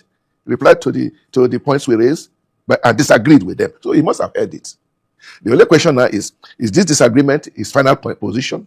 Or will there be people around him whose job it is to draw his attention that these guys who came here in white garments, they have not made any personal requests for oil wells or, or any particular personal things. Maybe we should listen to what they are saying. I think we believe one of the problems within our government right now is there are not too many people telling him the truth, which is a pity. We need to have whether in terms of economy or in terms of insecurity, and above all, the area of political climate. aya ní ọ̀gá mi òun sì fẹ́ kó ọ̀rọ̀ bàbá yìí jẹ o mo lè mi ò kọ́rọ̀ kankan jẹ́nu wọn mọ́ o ṣé rí òótọ́ ọ̀rọ̀ wà lẹ́nu wọn ṣùgbọ́n ìgbùrùkẹrẹ wọn ṣé gbogbo owó ṣe wá pààyàn ṣé ìsìn náà ló yẹ kán ṣe wà dìde ẹ wá dúró àwọn ìtàn pa ń bẹnu ẹ wá dúró àwọn ìtàn pa ní kínní ìsìn náà ṣe wà ń dìde ní ìsìn tí iléeṣẹ́ ológun ṣe ń gbìyànjú díẹ̀díẹ̀ náà ṣe wà ń dìde ibi tá ẹ ti mọ ìtẹ̀sán wọn rè mímọ́ wo mótìfù èèyàn tó ń bá sọ̀rọ̀ ṣé rárá àwọn tó ń fà wá sẹ́yìn rè I beg to be different pẹ̀lú pé mo kó jẹ ó jẹ́ kémi náà kó jẹ ni mo ti mọ kóró ẹ̀jẹ̀ ti pẹ́ ṣùgbọ́n ebi ni mo dálẹ̀ wọ́n ṣe bẹ́ẹ̀ nípa àwọn ìgbéjà mẹ̀kúnnù ẹnu aṣọ funfun àwọn tí ò ṣe olórí ẹ̀sìn no enough is enough wọ́n náà ń fà wá sẹ́yìn ẹ jẹ́ ó ṣèjọba rẹ̀ bó ṣe fẹ́ ṣe bó bá wá wo ọmọ Nàìjíríà kan dìbò fún 2027 ó kù sí wọn lọ́wọ́ bí ò bá wù wọ́n ní dìbò fún ṣe mọ̀ pé ẹ wá dúró pé ẹ̀yin lẹ̀ ń rè sóòótọ́ ẹ̀yin nìkan lẹ̀ ń sóòótọ́ fún ẹ̀yin nìkan lẹ̀ ń ṣe ní táìmù yìí kò sí word of encouragement kankan kò sẹ́ni tó ní ká ẹ mọ́ sóòótọ́ fún yàn tọkàn yín bá mọ́ tẹ́ ẹ̀ sàdẹ́ tí ẹ̀ dá sí politics tí ò ní nǹkan kan ṣe pẹ̀lú politics mo rò pé ní tí olódòdó gbòòrùn nìyẹn ṣé mo wá ń gbèsè olódòdó lẹ́yìn ni pé gbogbo nǹkan ṣe ó dáa abẹ́ ò bá alára mu rárá ìwé eré àtẹ̀yẹ kan ti improve wa olódòdó fún ara rẹ̀ fẹ́nu ara rẹ̀ sọ wẹ́ àìmọye eré àlẹ́ kan ti improve ṣùgbọ́n improvement tí ó wà nínú ìṣèjọba àwọn ẹ jẹ́ káwọn èèyàn rí ẹ débẹ̀ ẹ sọ̀rọ̀ ń pa títì tán ń ṣe ẹ sọ̀rọ̀ ń pa mọ́ṣe tú àwọn ọmọ oríire lẹ̀ àní tí àrí olódòdó rí gangan ni wípé àyèyàn àwọn òbí rè píktọ̀ tán rí nìyẹn ẹ jẹ́ àfihàn lẹ̀ ẹ jẹ́ kan gbomi ewúro abomi ata síra wọn lójú ibi tá ń lọ yìí lẹ́tì mọ̀ bóyá wọ́n nífẹ̀ẹ́ sí politics àbí n tán sọ ó ní í ṣe pẹ̀lú politics àbí ò ní í ṣe pẹ̀lú politics normally kò yẹ kí n sọ̀rọ̀ báyìí ṣùgbọ́n bá fojú bá farabalẹ̀ ojú tó bá farabalẹ̀ dáadáa yóò rí mú lọ́rọ̀ àwọn olórí ẹ̀sìn. That came very clearly in that statement that he made. In politics, all is fair. Is that true? If that is what politics is, that in politics everything can be done, provided you win election. Well, clearly that's not correct. That is if not that correct. Is what was said, then it is certainly not correct. That is not. When we heard it, there is propriety in everything, and and that is what we are worried about. We are worried about the fact that we see clearly that our government is bent on winning by all means, and unfortunately, they have a lot of means at their disposal to win, and they are deploying all those means in a way that eventually, even if we had a free and fair election, the votes of the people may not count. But we gave two warnings. Right. We gave two warnings. The one you mentioned. I'm trying to remember now. But the second one is that if we do not rearrange our election system to make sure that elections are really free, fair, and credible, it can lead to difficulties. Right. I mean, you talked about the dominance of a one-party state. Okay, yes. And then we want that the country doesn't gain anything by a one-party state in a so-called democracy. There's nothing. Of course, we are not expecting Mr. President to help the opposition to defeat him. No. But the point we are raising is that even though the president has all the powers of incumbency, he is in the election. He is a candidate like any other. He is a candidate like any other. And that is why we call our electoral commission independent. Now, there are doubts in some quarters about how independent this electoral commission But he talked about the electoral commission. He said so. That he said it was independent. He says so. But like we also said, words are not enough. Yeah, but his point was that it is independent to the extent that, according to him, he's not interfering in the matter. Now, whether the INEC itself decides that because they basically are working, argument is that he's not. Well, the Nigerian political system, the way it is now constructed, precisely is leading to a situation where the INEC cannot be independent. The chairman and all the members, all the commissioners have been appointed by the president. Yes, it does raise eyebrows. Now, Doesn't it? and the idea, the presumption is that Mr. President will appoint independent, impartial, wonderful people. But when on ground, we see that all of them are not only politicians, but members of his party. And which means we have a situation here of what in our religion. Well, they argue that, I mean, they're not members, they're not members of his party. They're simply maybe people who some argue maybe sympathize with them, but they're not actually members. I mean, the INEC chairman is clearly... Until we find a system where the membership of the Electoral Commission is put together, not by Mr. President. Èmi gan tí mi ṣe ọmọ olódòdẹ Ọ̀gbẹ́ni Bobby tí ń bá wà lórí rẹ̀ tí nǹkan bá wá ṣe báyìí ní gbogbo ohun tí mò ń dojú kọ gbàásùs lọ́tún lọ́sì èmi ló lórí èmi ní gbogbo ẹ̀ ń bà téèyàn kan wá sọ̀rọ̀ politics fún mi wípé oúnjẹ bẹ́ẹ̀ ni pé mi ò fẹ́ gbà fáwọn opposition ẹbí wọn dá lóhùn jù bá ń lọ wọn fi ìbínú wọn mo lè lé ẹ jáde bó ṣe rí inú mo lè lé ẹ jáde ń tẹ̀mí because these people are purely oppositional. Mo ti róye yẹn lára bàbá yìí. They are purely ẹ lọ síbẹ̀ ẹ má gbèsè èèyàn kankan lẹ́yìn. Tẹ́ ẹ bá máa sọ ti ó dá ẹja ṣe báyìí. Ní ìsìn tẹ́ ti wá lọ bólódó dẹ. Mo lérò pé kẹ́ ẹ lọ sọ tàtíkù náà fún. Ẹ kóra yín kẹ́ ẹ lọ sọ́dọ̀ Àtíkù kì í ṣe gbà tó bá wà lórí presidency nìkan. Lẹ́ẹ̀bà sọ̀rọ̀. In fact, kán tó dórí presidency ló yẹ kẹ́ ti máa ṣerú visit. Kẹ́ ti wà nú àwẹ̀. Kí ló gbìnì bẹ́ẹ̀ bá wá fẹ́ sọ̀rọ̀ nípa one man party àbí tẹ́ fẹ́ sọ̀rọ̀ nípa opposition ó yẹ kẹ́ sọ tí ò ní fìsàpá kan ni tí ò ní dàbí ẹni wípé ẹ̀rẹ́ fẹ̀sùn kẹ́ni tó wà ń bẹ̀. Ẹ worú àrùn tí bàbá yìí sọ ní ìsìn lọ́kàn tiẹ̀ mindset náà gbé lọ ni wípé INEC wà independent.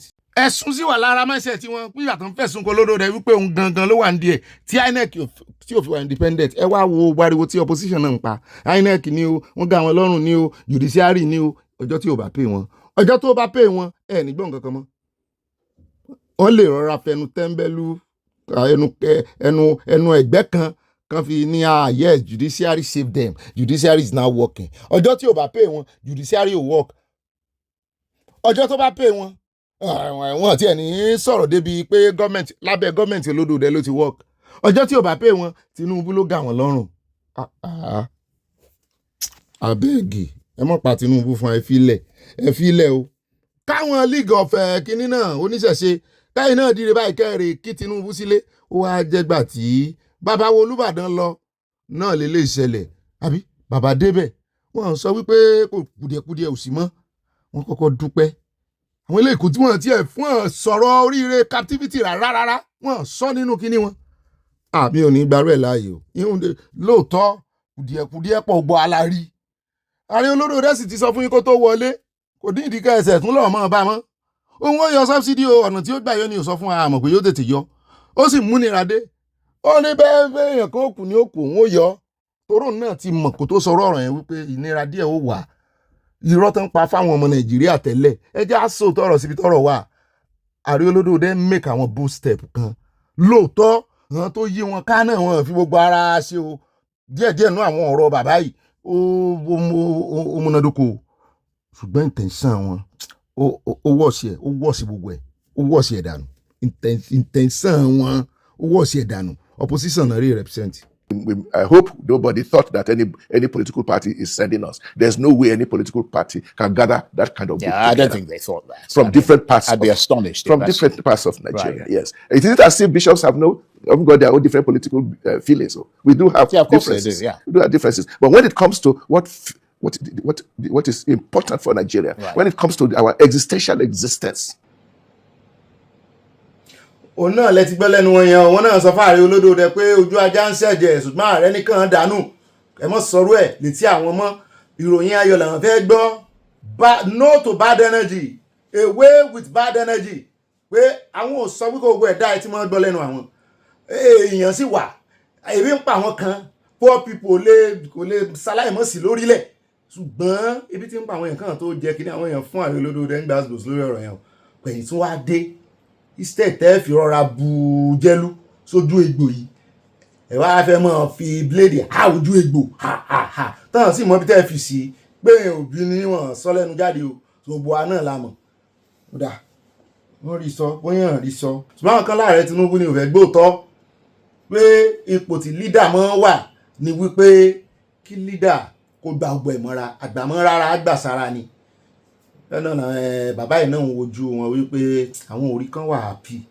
okay happiness wọn lẹ lọ béèrè fún ẹ̀yin náà wàá lọ sọ̀rọ̀ tí ò ní mú wọn wà happy ẹ̀fẹ́ kan wà happy ẹ wàá lọ sọ̀rọ̀ tí ò ní mú wọn wà happy ó ní Tinubu detached from Nigerians reality hardship because his aides feed him with rosy picture wípé àwọn tó ń bá Ààrẹ Olódòdé ṣiṣẹ́ náà ń parọ́ tàn wọ́n káàrí Olódòdé bọ́ sí gbòòrò kan wá wò ó àwọn kan ní kan sì ó yẹ sí ẹ̀ka Ààrẹ Olódòdé gbọ́ràn sí wọn lẹ́nu wípé ẹni abáwí tí ń warùn kì ó ṣe tán tó fẹ́ parun ní ọmọ yóò dáa wọ́n gbọ́ wọn ní gbọ́ wọ́n láwọn adviser tó ń sanwó fún ó yẹ àwọn adviser àwọn ni wọ́n ń parọ́ fún wọn lóòótọ́ o ìgboro le lóòótọ́ o Ààrẹ Olódòdé ó le koko gbogbo adúrú akitiyan yín torí ẹ̀yin náà mo rí tẹ́lẹ̀ láàgùn tẹ́lẹ̀ ránṣẹ́ ọ̀rọ̀ sáwọn gómìnà pé wọn jẹ́ kíṣẹ́ yín yọ ìmí ń gba triple ìmí ń gba ẹ̀5 kí ló dé tẹ́yìn náà ń kówó fún gómìnà lẹ́ẹ̀5 ẹni tó ti ń gba 100 million tẹ́lẹ̀ tẹ́ wá ń fún 500 million ẹni tó ti ń gba 1 billion tẹ́lẹ̀ ẹ̀gbọ́n tí Bàràjídé bí kéwù sọ lánàá ni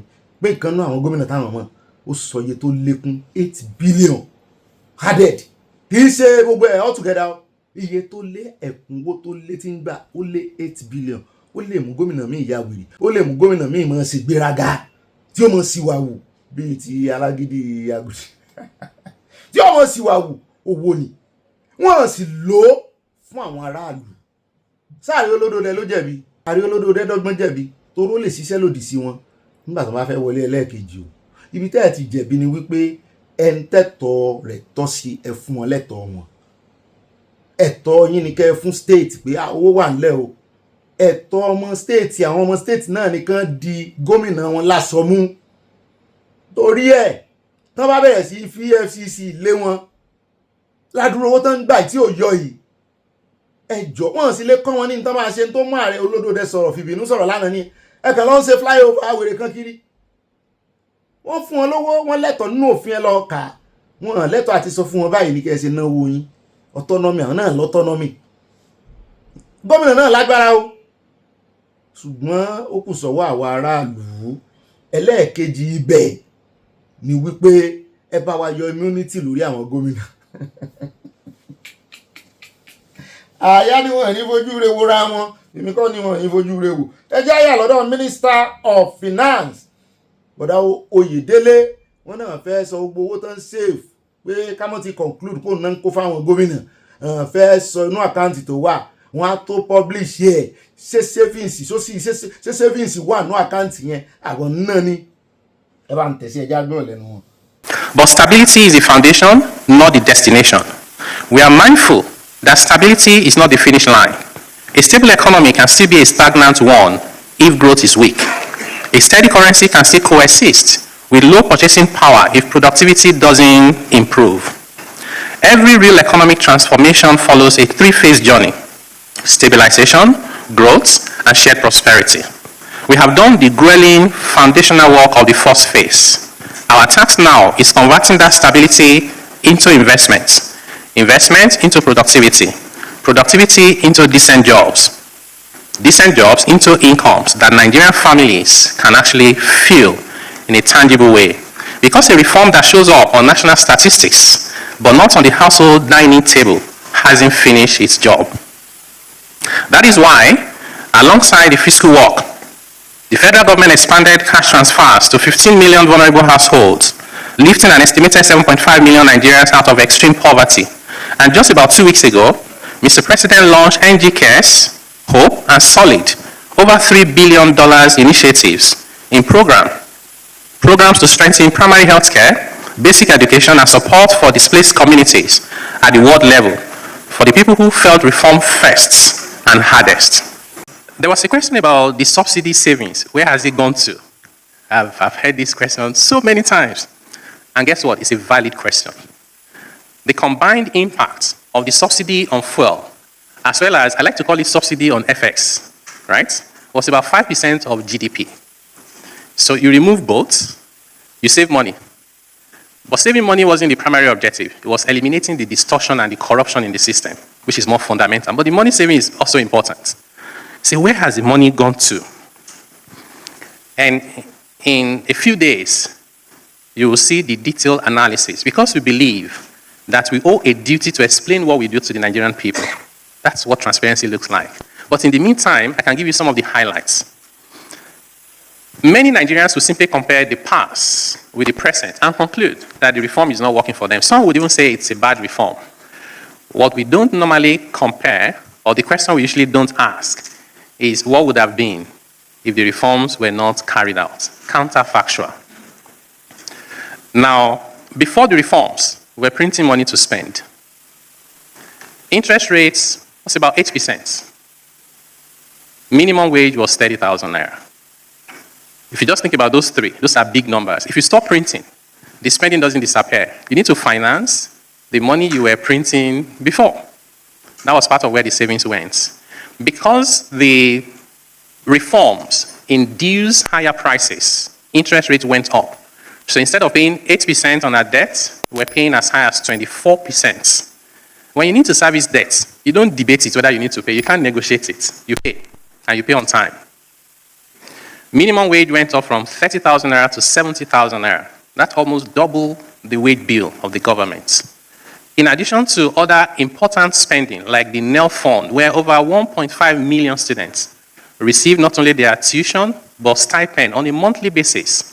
And if you think that's not important enough, what it actually means is that about over 1 million households, the parents no longer have to save, borrow, and be stressed just to pay the tuition. Now they can deploy that resources into their small businesses and to take care of other important basic needs. So this is significant. So what we need to do is we'll provide a detailed explanation of how much we saved and how the money has been spent. The other question people tend to ask along with this is, why do you keep borrowing after you said you've exceeded revenue? And I tried to explain this recently, that if you have a budget to spend 10, and you have a target of revenue of 6, you need to borrow 4. If you collect revenue of 7, you have exceeded your revenue target because it was 6 you were hoping to collect. But it doesn't change the fact that you still need to borrow 3. So this is how exceeding revenue target can coexist with borrowing. And as a matter of fact, there's nothing wrong with borrowing, provided you apply it productively. For every 1 naira and every $1 that we borrow, we must add more value than the cost of the borrowing. Then the other question you raise, equally important, is that poverty has gone up and unemployment rate is high. You know, this is one area where I tend to disagree with the narrative by the World Bank. World Bank would say that poverty has gone up despite the reforms. And I say, yeah, poverty has gone up because you cannot remove subsidy and people become richer, right? The reform itself was a reset. We were living in fiscal illusions. So we needed to stop deceiving ourselves so the country can move forward. And that reset meant that income levels in real terms will fall. And that would increase poverty. But the good news is that the numbers for 2025 in dollar terms, real per capita income growth was nearly 10%. That makes Nigeria one of the fastest countries in lifting people out of poverty. We intend to sustain that. ó dẹ káàbọ̀ padà àlàyé òkàgbọ́n o ọ̀pọ̀rọ̀ òkàgbọ́n afẹ́fẹ́ ní gbé lọ sóyè yín só tẹ̀yìn lọ́rùn ẹ̀yin náà fẹ́ wọn náà àkáǹtì tàn save owó ìsí só sì wà ń bẹ́ẹ̀ àwọn tí ń ná àwa náà fẹ́ mọ̀ àádòdè wọ̀n bí ìròyìn méjì ló kù ẹjẹ́ àkọ́kọ́ yà lórí ọ̀rọ̀ ti Tyler tán wọ́gi lé físà rẹ̀ láti South Africa á wà lọ sí ọ̀dọ̀ bàbá Ọbásanjọ́ ń tán sọ nípa Àtíkù wọ́n sọ̀rọ̀ ilẹ̀kùn Tyler lágbọ́ wípé wọ́n ti fagilé so tó fẹ́ wá ṣe lẹ́kọ̀ọ́ ọmọ Nàìjíríà kan náà wà tó ń jẹ́ Ayera Star tí wọ́n fagilé visa àti ẹ̀ náà wọ́n deny visa ẹ̀ wọ́n ní South Africa wọ́n demand the proof as Tyler cancels Lagos show mú lórí yín ni ò pé demand the proof fún kíni kí ló dé tó ṣe cancel ẹ̀ sẹ́yìn lẹ ranjú mọ́ kí ló fẹ́ fà á òfin àgbáyé sọ wípé ó lè wá sílùú yín ó ń kọ́rọ̀ ajé bọ̀ wá ní sílùú yín nínú àwọn ní kò ní yẹ yín wọ́n láwọn ọmọ wa àwọn rè dí wọn mú àwọn yọrọ lára wọn mú ní ẹkọ́nọ́mì yín ní bàjẹ́ lọ ṣé gbogbo airport yín la rí tó dá páropáro yìí bí ẹn tọ́fọ̀ sẹ́ ẹ tí mọ nǹkan kan mo rí eléyìí tí máa ń lé fùrù tètè náà Zuluman tí máa ń ṣáájú kiri wọn yẹn company tẹ́ ti gbà lọ́wọ́ foreigners ẹ̀dẹ̀ tipa ẹ tí wọ́n á ń retí kíjọba fún yín lówó lẹ́yìn ìgbà tán ti loot ẹ̀ companies tán wọ́n ti loot àwọn company yẹn o àwọn Nàìjíríà kankan lè padà bẹ́ẹ̀ kódà kan sílẹ̀kùn fún wọn lọ́la gbogbo ọjà kan fílẹ̀ ń bẹ̀ wọn lè bá ń bẹ̀ mọ́ o òun náà sì gbà ó sọ bẹ́ẹ̀ pé wọ́n ti loot ẹ̀ mo wo fídíò yẹn ó wá ní ẹ̀ ń retí owó lọ́wọ́ ìjọba yín tán bá fẹ́ kẹ́ ẹ ṣiṣẹ́ ń bẹ̀ kán bá yín refill ẹ̀ ọpọlọ ìwónú àwọn ẹranko la lè fi wé náà ọpọlọ aáyán ló wà lórí wọn tẹ̀fọn irọ́ mùjẹmùjẹ ní ọpọlọ tó wà lórí ẹ̀fọn o ọpọlọ aáyán ló wà lórí wọn. Wọ́n ní the South African government has rejected claims that Nigerian singer Ayra Starr and members of her team were denied visas into the country. The South African Consular General to Nigeria, Professor Bobby Mori, Professor Kombe, nínú interview tó ṣe pẹ̀lú Saturday Punch lánàá ó sọ wípé immigration authorities had no record of any visa application or rejection involving the singer and her team. The South African government has rejected claims that Nigerian singer Ayra Starr and members of her team were denied visa into the country. The South African Consular General to Nigeria, he however urged those alleging that visa were denied to submit the names and the affected persons and their visa application reference number to enable the mission. Bóyá kò mórúkọ tọmọ yẹn ń jẹ́ lórí passport yẹn kò sá lè máa jẹ́ orúkọ tí fi tó ń jẹ́ lórí stage Ayra Starr so ní ó wà jẹ́ lórí passport kí ló dé tí ò lọ ṣe sóun mẹ́gbà náà. The reaction came after some Nigerians, including former Edo State Governor Adams Oshiomhole and the senator representing Kogi Central Senatorial District, Akpoti Uduaghan, urged the federal government to review visa applications submitted by South African artists and their entourage in line with the principle of reciprocity. Adiyeda and Logun. No following another region. If it is confirmed that our Nigerian artist Ayra Starr and her team were previously denied entry visas to South Africa, leading to the cancellation of the engagement, then Nigeria should respond with equivalent measure until Nigerian citizens and artists are accorded the same respect and treatment. Akpoti Uduaghan Lusolana. Findings by correspondents show that in February 2024, Ayra Starr and her team were allegedly denied visa to South Africa ahead of the singer's scheduled performance in Johannesburg and Cape Town. The organizers of the concert, Stain Entertainment, added in a statement attributed to the cancellation of the show. Wípé visa deny ni bóyá náà wà lọ parọ́ bóyá forúkọ rẹ̀ tajà ni sọ báwọn èèyàn máa ń ṣe wọ́n máa ń ṣe tán fi orúkọ artist ńlá tán fi sára pósítà pé ó ń bọ̀ o ẹ máa dúró dé o wọ́n á ti fi pawó lọ wọ́n á ti ta tíkẹ́ẹ̀tì nítorí àwọn èèyàn fẹ́ wá wò wọ́n á kàn wá nǹkan kan excuse kan ni bóyá ni àmọ́ àṣírí ó tú báyìí ẹ já wa lọ sọ́dọ̀ bàbá Ọbásanjọ́ àmọ́ lọ́rọ̀ tiwọn kò sí lára ẹ̀hàn. Bàbá Ọbásanjọ́ ní Atiku is my biggest mistake. Mo ní bàbá kílẹ̀ rí tẹ̀sí sọ bẹ́ẹ̀ ó ṣe wá jẹ́dà iná lẹ́ganu sí máìkì tẹ̀ ń sọ̀rọ̀ ọ̀rọ̀ yìí fọ́nrán rẹ̀ wà ẹ bá ń tẹ̀sí. The man I pick as my running mate, my number 2. If I had known him as I came to know him later, I would not have picked him. You're talking about Atiku, your VP? My vice president. I don't know what name you want to give him, but my vice president. And I mean that, not true.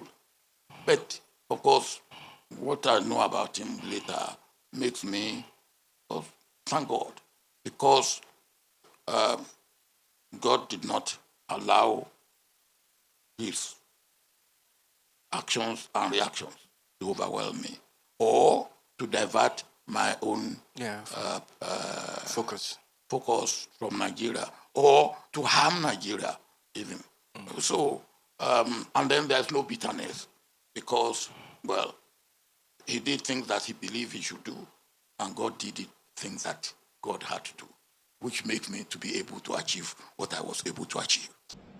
ṣùgbọ́n pẹ̀lú ọ̀rọ̀ tí bàbá sọ̀dà lẹ́yìn àwọn tàtíkù ti ń jáde o wọ́n ní àwọn wà ń bẹ́ ó sojú àwọn o ẹlẹ́rìí ìhun onírọ́jàre ni ó sọ pé ẹlẹ́rìí ìhun wà lọ́run pé àwọn wà láyé àwọn wà láàyè ẹ jẹ́ á wá gbọ́ sítórì níkọ̀ọ̀kan ìjèjì bàbá Ọbásanjọ́ náà tẹ̀sí lójú o arákùnrin kan tiẹ̀ sọ lára wọn ó ní Ọbásanjọ́ was technically bankrupt kò sówó lọ́wọ́ rẹ̀ mọ́ nígbà jẹ́ pé ó ti wà nú ẹ̀wọ̀n ó ń retí ikú ni wọn Abacha ó pa òun pé Atiku yìí gan ló wà lára àwọn tó ta lólobó. Bàbá Ọbásanjọ́ náà sì sọ wípé ó sọ fáwọn wípé Abacha fẹ́ pa ọ́, òun ló sì jẹ́ kó ṣe igbákejì MKO nínú ìdìbò ọjọ́sí tán káńsù. Ẹ já gbọ́ lẹ́nu wọn fúnra wọn, lẹ́nu àwọn tí wọ́n dá sọ̀rọ̀ ni. The same Atiku, when Obasanjo came out from the prison, he was technically bankrupt. He was brought out by a northern coalition and other southern coalition. He was dusted, clean, given a clean bath, and he was called an elder Obasanjo, a trustworthy Obasanjo, drafted into the political arena, made a president out of him, saw him in. They garnered a lot of money. When he was presiding, when he was campaigning, he realized that only an Atiku has a structure of PDM inherited from Shehu Musa Adwa. And he needed a structure that is fully rooted in the north. He did not pick Atiku wholeheartedly in all sincerity, but because Atiku had three advantages. Number one, he had a solid PDM structure. Number two, he knows the game of politics. Number three, he has so many supports from all over the country, enough to make an Obasanjo a president. You could see that soon after becoming the president, only the first 2 years were rosy. The remaining 6 years were hectic and Herculean and in bad taste for Atiku. At every point in time, like the scribes and the Pharisees of Jesus Christ's time, always ask him for a question. Where is Atiku? What is Atiku doing? What happens to Atiku? He wanted to nail him. That is why they were in court 9 times. I remember clearly that it was Atiku Abubakar who made sure he got all his friends, I don't want to mention names, to put down the money for part of our campaign. He himself had a deep pocket because he's an entrepreneur. He was already an entrepreneur by the time we came on board. When Obasanjo came out from prison, a few of us, myself, Ibeto, Chika Okafo, Sunday Afolabi, and Atiku Abubakar contributed money and donated to his account because at that time he had no money. And part of the discussion was that, yeah, well, one thing you must give Obasanjo, he has brilliant ideas. The only thing is that he's a leader with a small mind. He can chase you for the sin of your grandfather. And he told us his dream about Nigeria, making it a Singapore of West Africa. So we all bought into it, which was why a few of us contributed initially for his empowerment. Of course, in 2003, it became another story. And that is when I know that power corrupts, and absolute power, if unchecked, corrupts absolutely.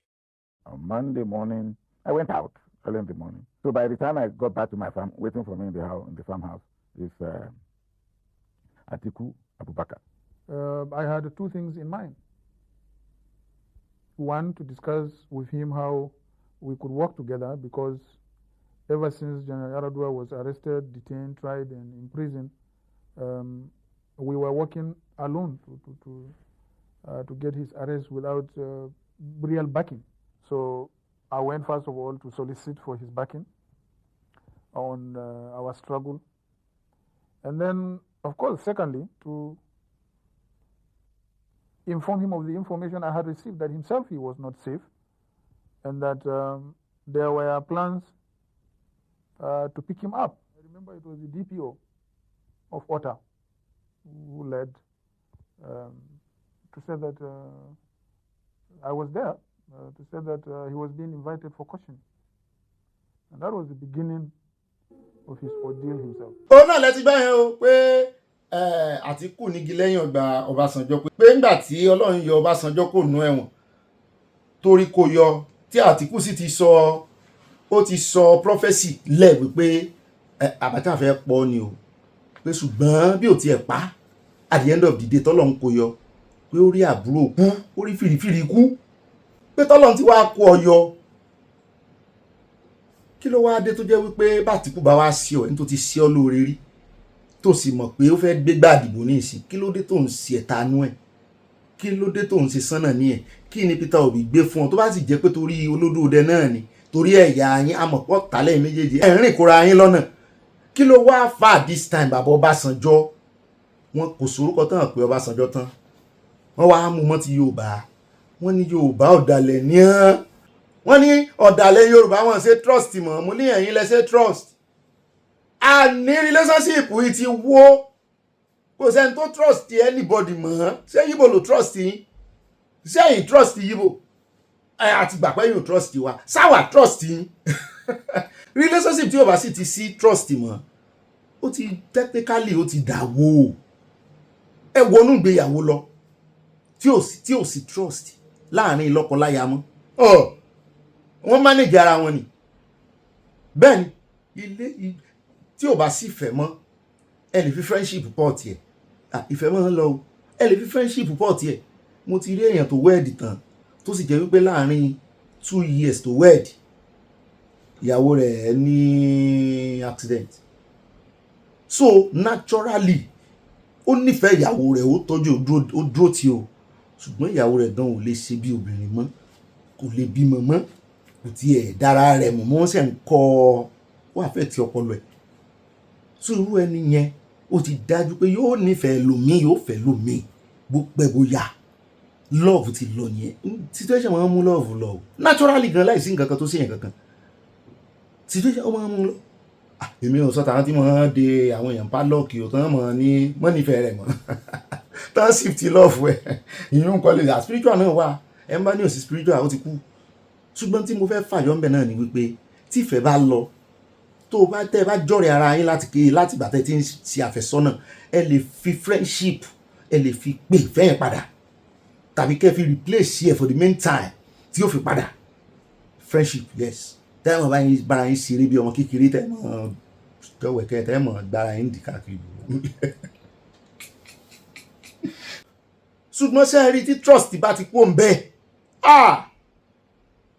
ní tí sì máa ń fà tí trust fi máa ń lọ ni pé bóyá ìfẹ́ wà láàrin lọ́kọláya kọkùnrin yẹn wá lọ ṣe mistake kó lè kan ká ọ pé o lẹ́lòmíì síta tó ń bá a lájọṣepọ̀ obìnrin yẹn bó ti gbára lé ọ tán ó ti gbọ́kàn lé ọ tán pé ó lè ṣerú ẹ̀ ó lè mọ́ nífẹ̀ẹ́ rẹ̀ mọ́ yóò ibì kan wà tí ó fi kíní yẹn sí tí ò ní kó yóò dáríjì ọ tó bá jẹ́ àwọn tí wọ́n dáríjì yàn tí ó bá sì dáríjì yàn ara ibi tí ó ti dà tí ṣe ẹ rọrọ Nàìjíríà kí mọ́lá kámọ́lá àgùn jìnnà ọ̀rọ̀ Nàìjíríà kò sí trust mọ́ hatred ti gba ayé kánú Nàìjíríà mo sì máa ń sọ divide and rule ló kó bá divide ló kó bá àwọn ọmọ Nàìjíríà torí àwọn táwọn olórí lò nìyẹn irinṣẹ́ tán lò tán fi dàrú nìyẹn wọ́n kọ̀yìn wá síra wa kán lè rí wa rule kán máa ṣèjọba lọ bọ́n kówó jẹ nǹkan máa fi kọ̀yìn wá síra wa táà fi máa rojọ́ wẹ́wẹ́ náà máa ń ṣe tẹ́ ẹ bá gbọ́ irú fake agency ní ìsìn ẹ̀rí pé àgbọ̀ nǹkan kan máa rí owó ti lọlẹ̀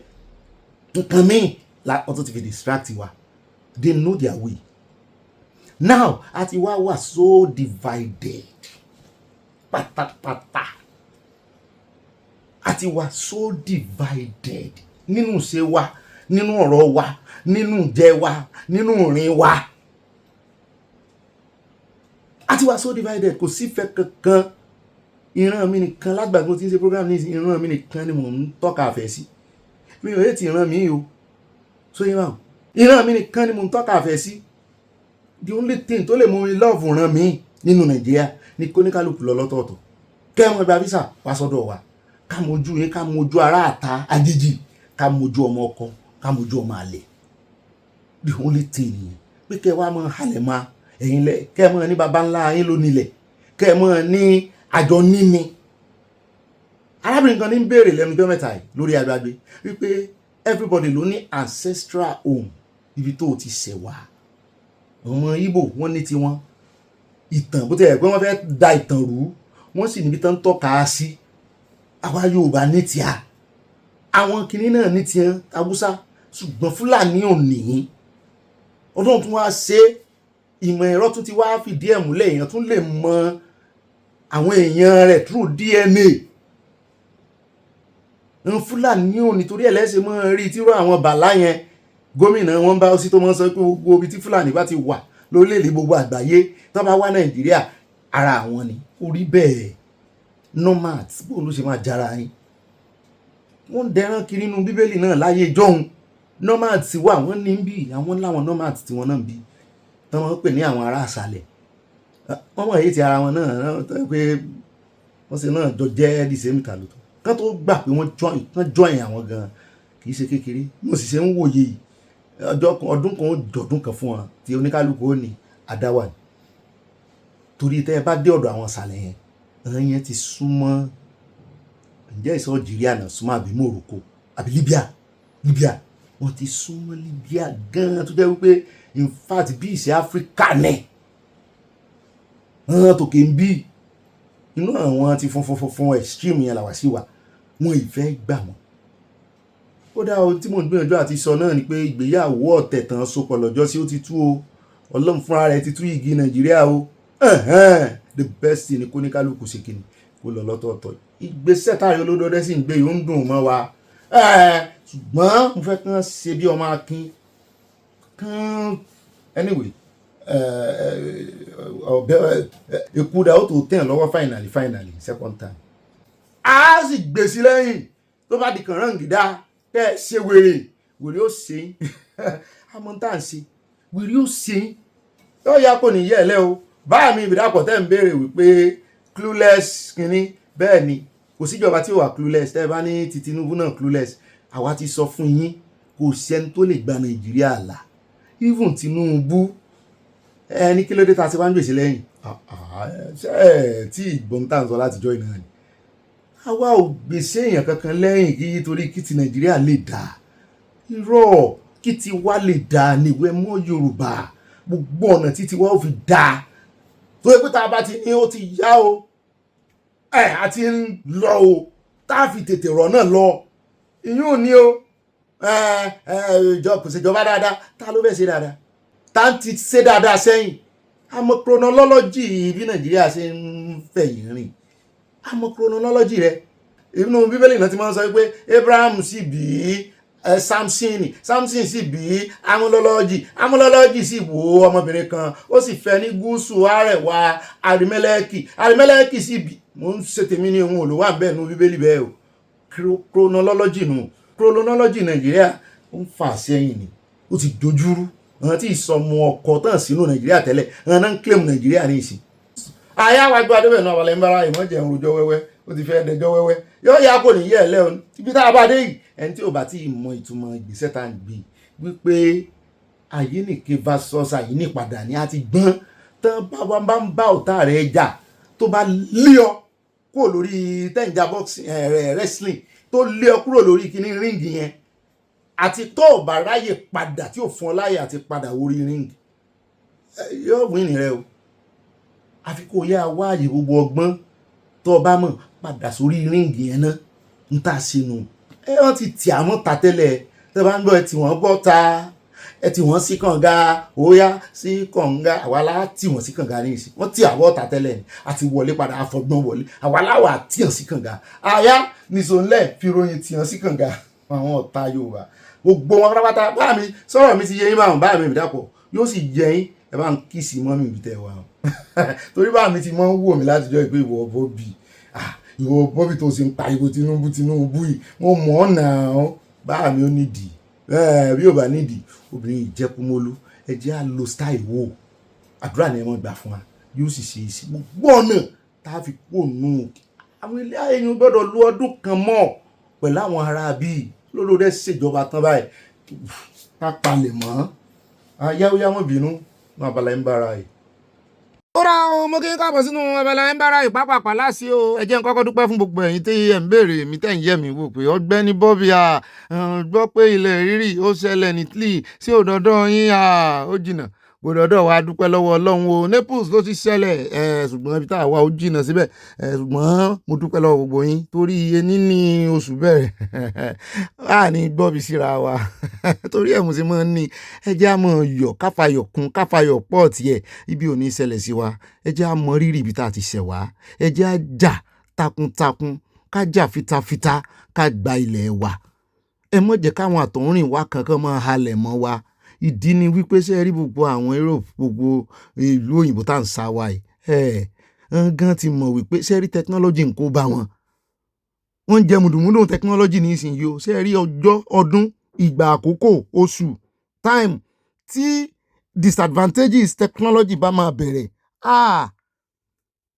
so bí ọmọ tuntun ní Áfíríkà rí ṣùgbọ́n olówó àwa lólórí gidi àlè lọ́lọ́run fún wa lólórí gidi aṣáàdúpẹ́ bá ń yọ kò sí nǹkan kan tó ṣe à ń bi ẹja wa yà lórí ọ̀rọ̀ ti Ọ̀gbẹ́ni Àtíkù àròpá Àtíkù máa dáhùn lónìí ni ṣùgbọ́n kò dáhùn nǹkan míì ló mú sọ story ní sọ bó ń ṣe soríire bó ń ṣe bẹ̀rẹ̀ school ṣùgbọ́n àní lọ bẹ̀rẹ̀ rárá Bàràjídé la fẹ́ lọ sọ́dọ̀ wọn wípé Àtíkù ló gbóúnjẹ rẹ̀ fọlọ́gbò jẹ́ wípé nígbà tó jẹ́ igbákejì ààrẹ olódo ààrẹ Ọbásanjọ́ wípé gbogbo testimony táwọn èèyàn ń sọ nípa Ọbásanjọ́ ńgbà náà wọ́n ní lóòótọ́ ni wọ́n nítorí wípé ìwà ológun sì wà lára Ọbásanjọ́ ó ń ṣe bí ológun bó tẹ̀ jẹ́ pé ó gbé ìjọba administratively civilian ó gbé fún Àtíkù torí Àtíkù gan-an ló dà pé òun gan-an ló ṣe ìjọba kán mọ́ kó committee jọ kán mọ́ execute àwọn project Àtíkù ni.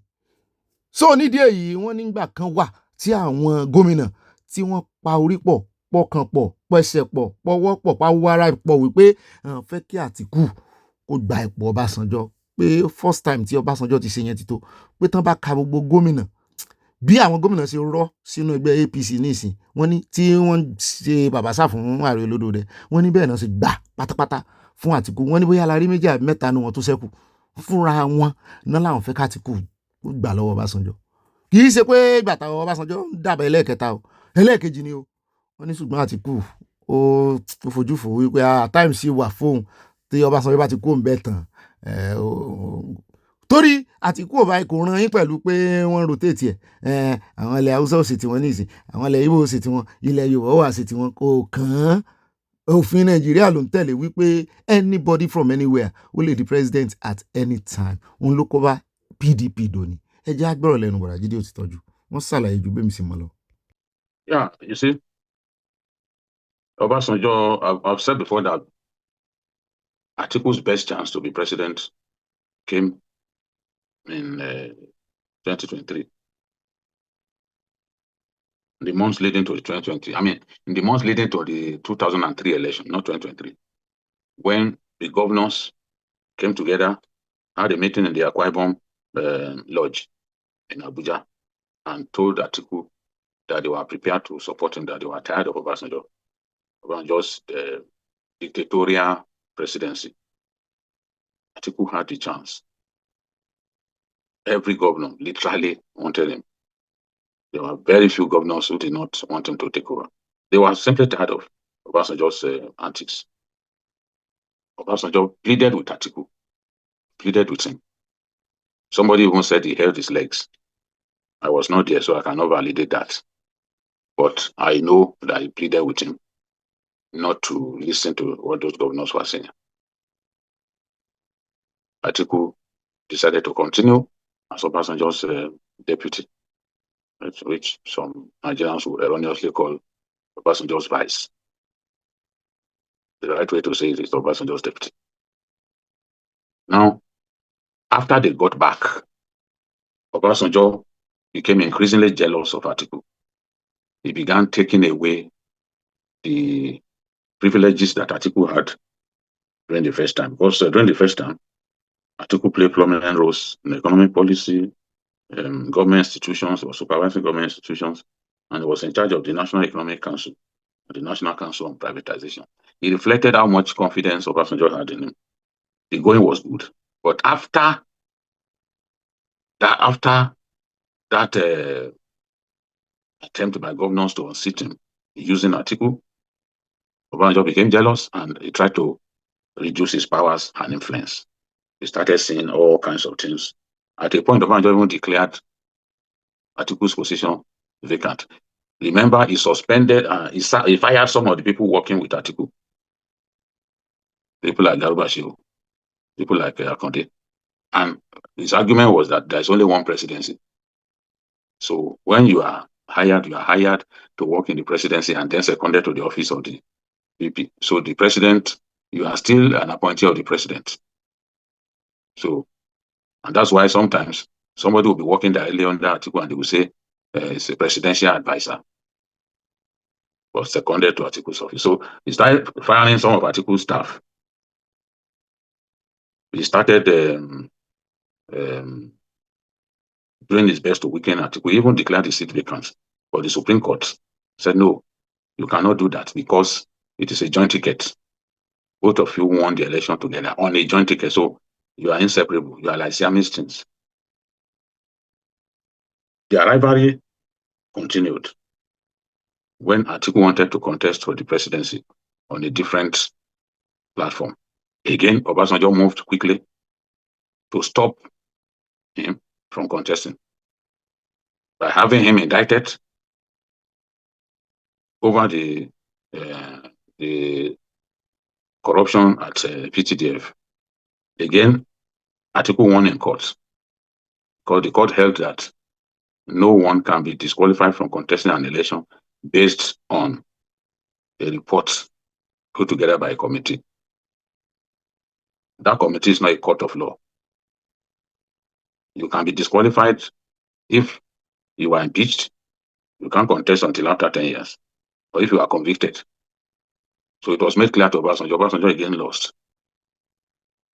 Atiku got onto the ticket in 2007 with barely 48 hours to the election when he won at the Supreme Court, effectively putting paid to Obasanjo's plans to ensure that he does not get on the ballot. Obasanjo would never want Atiku to succeed him.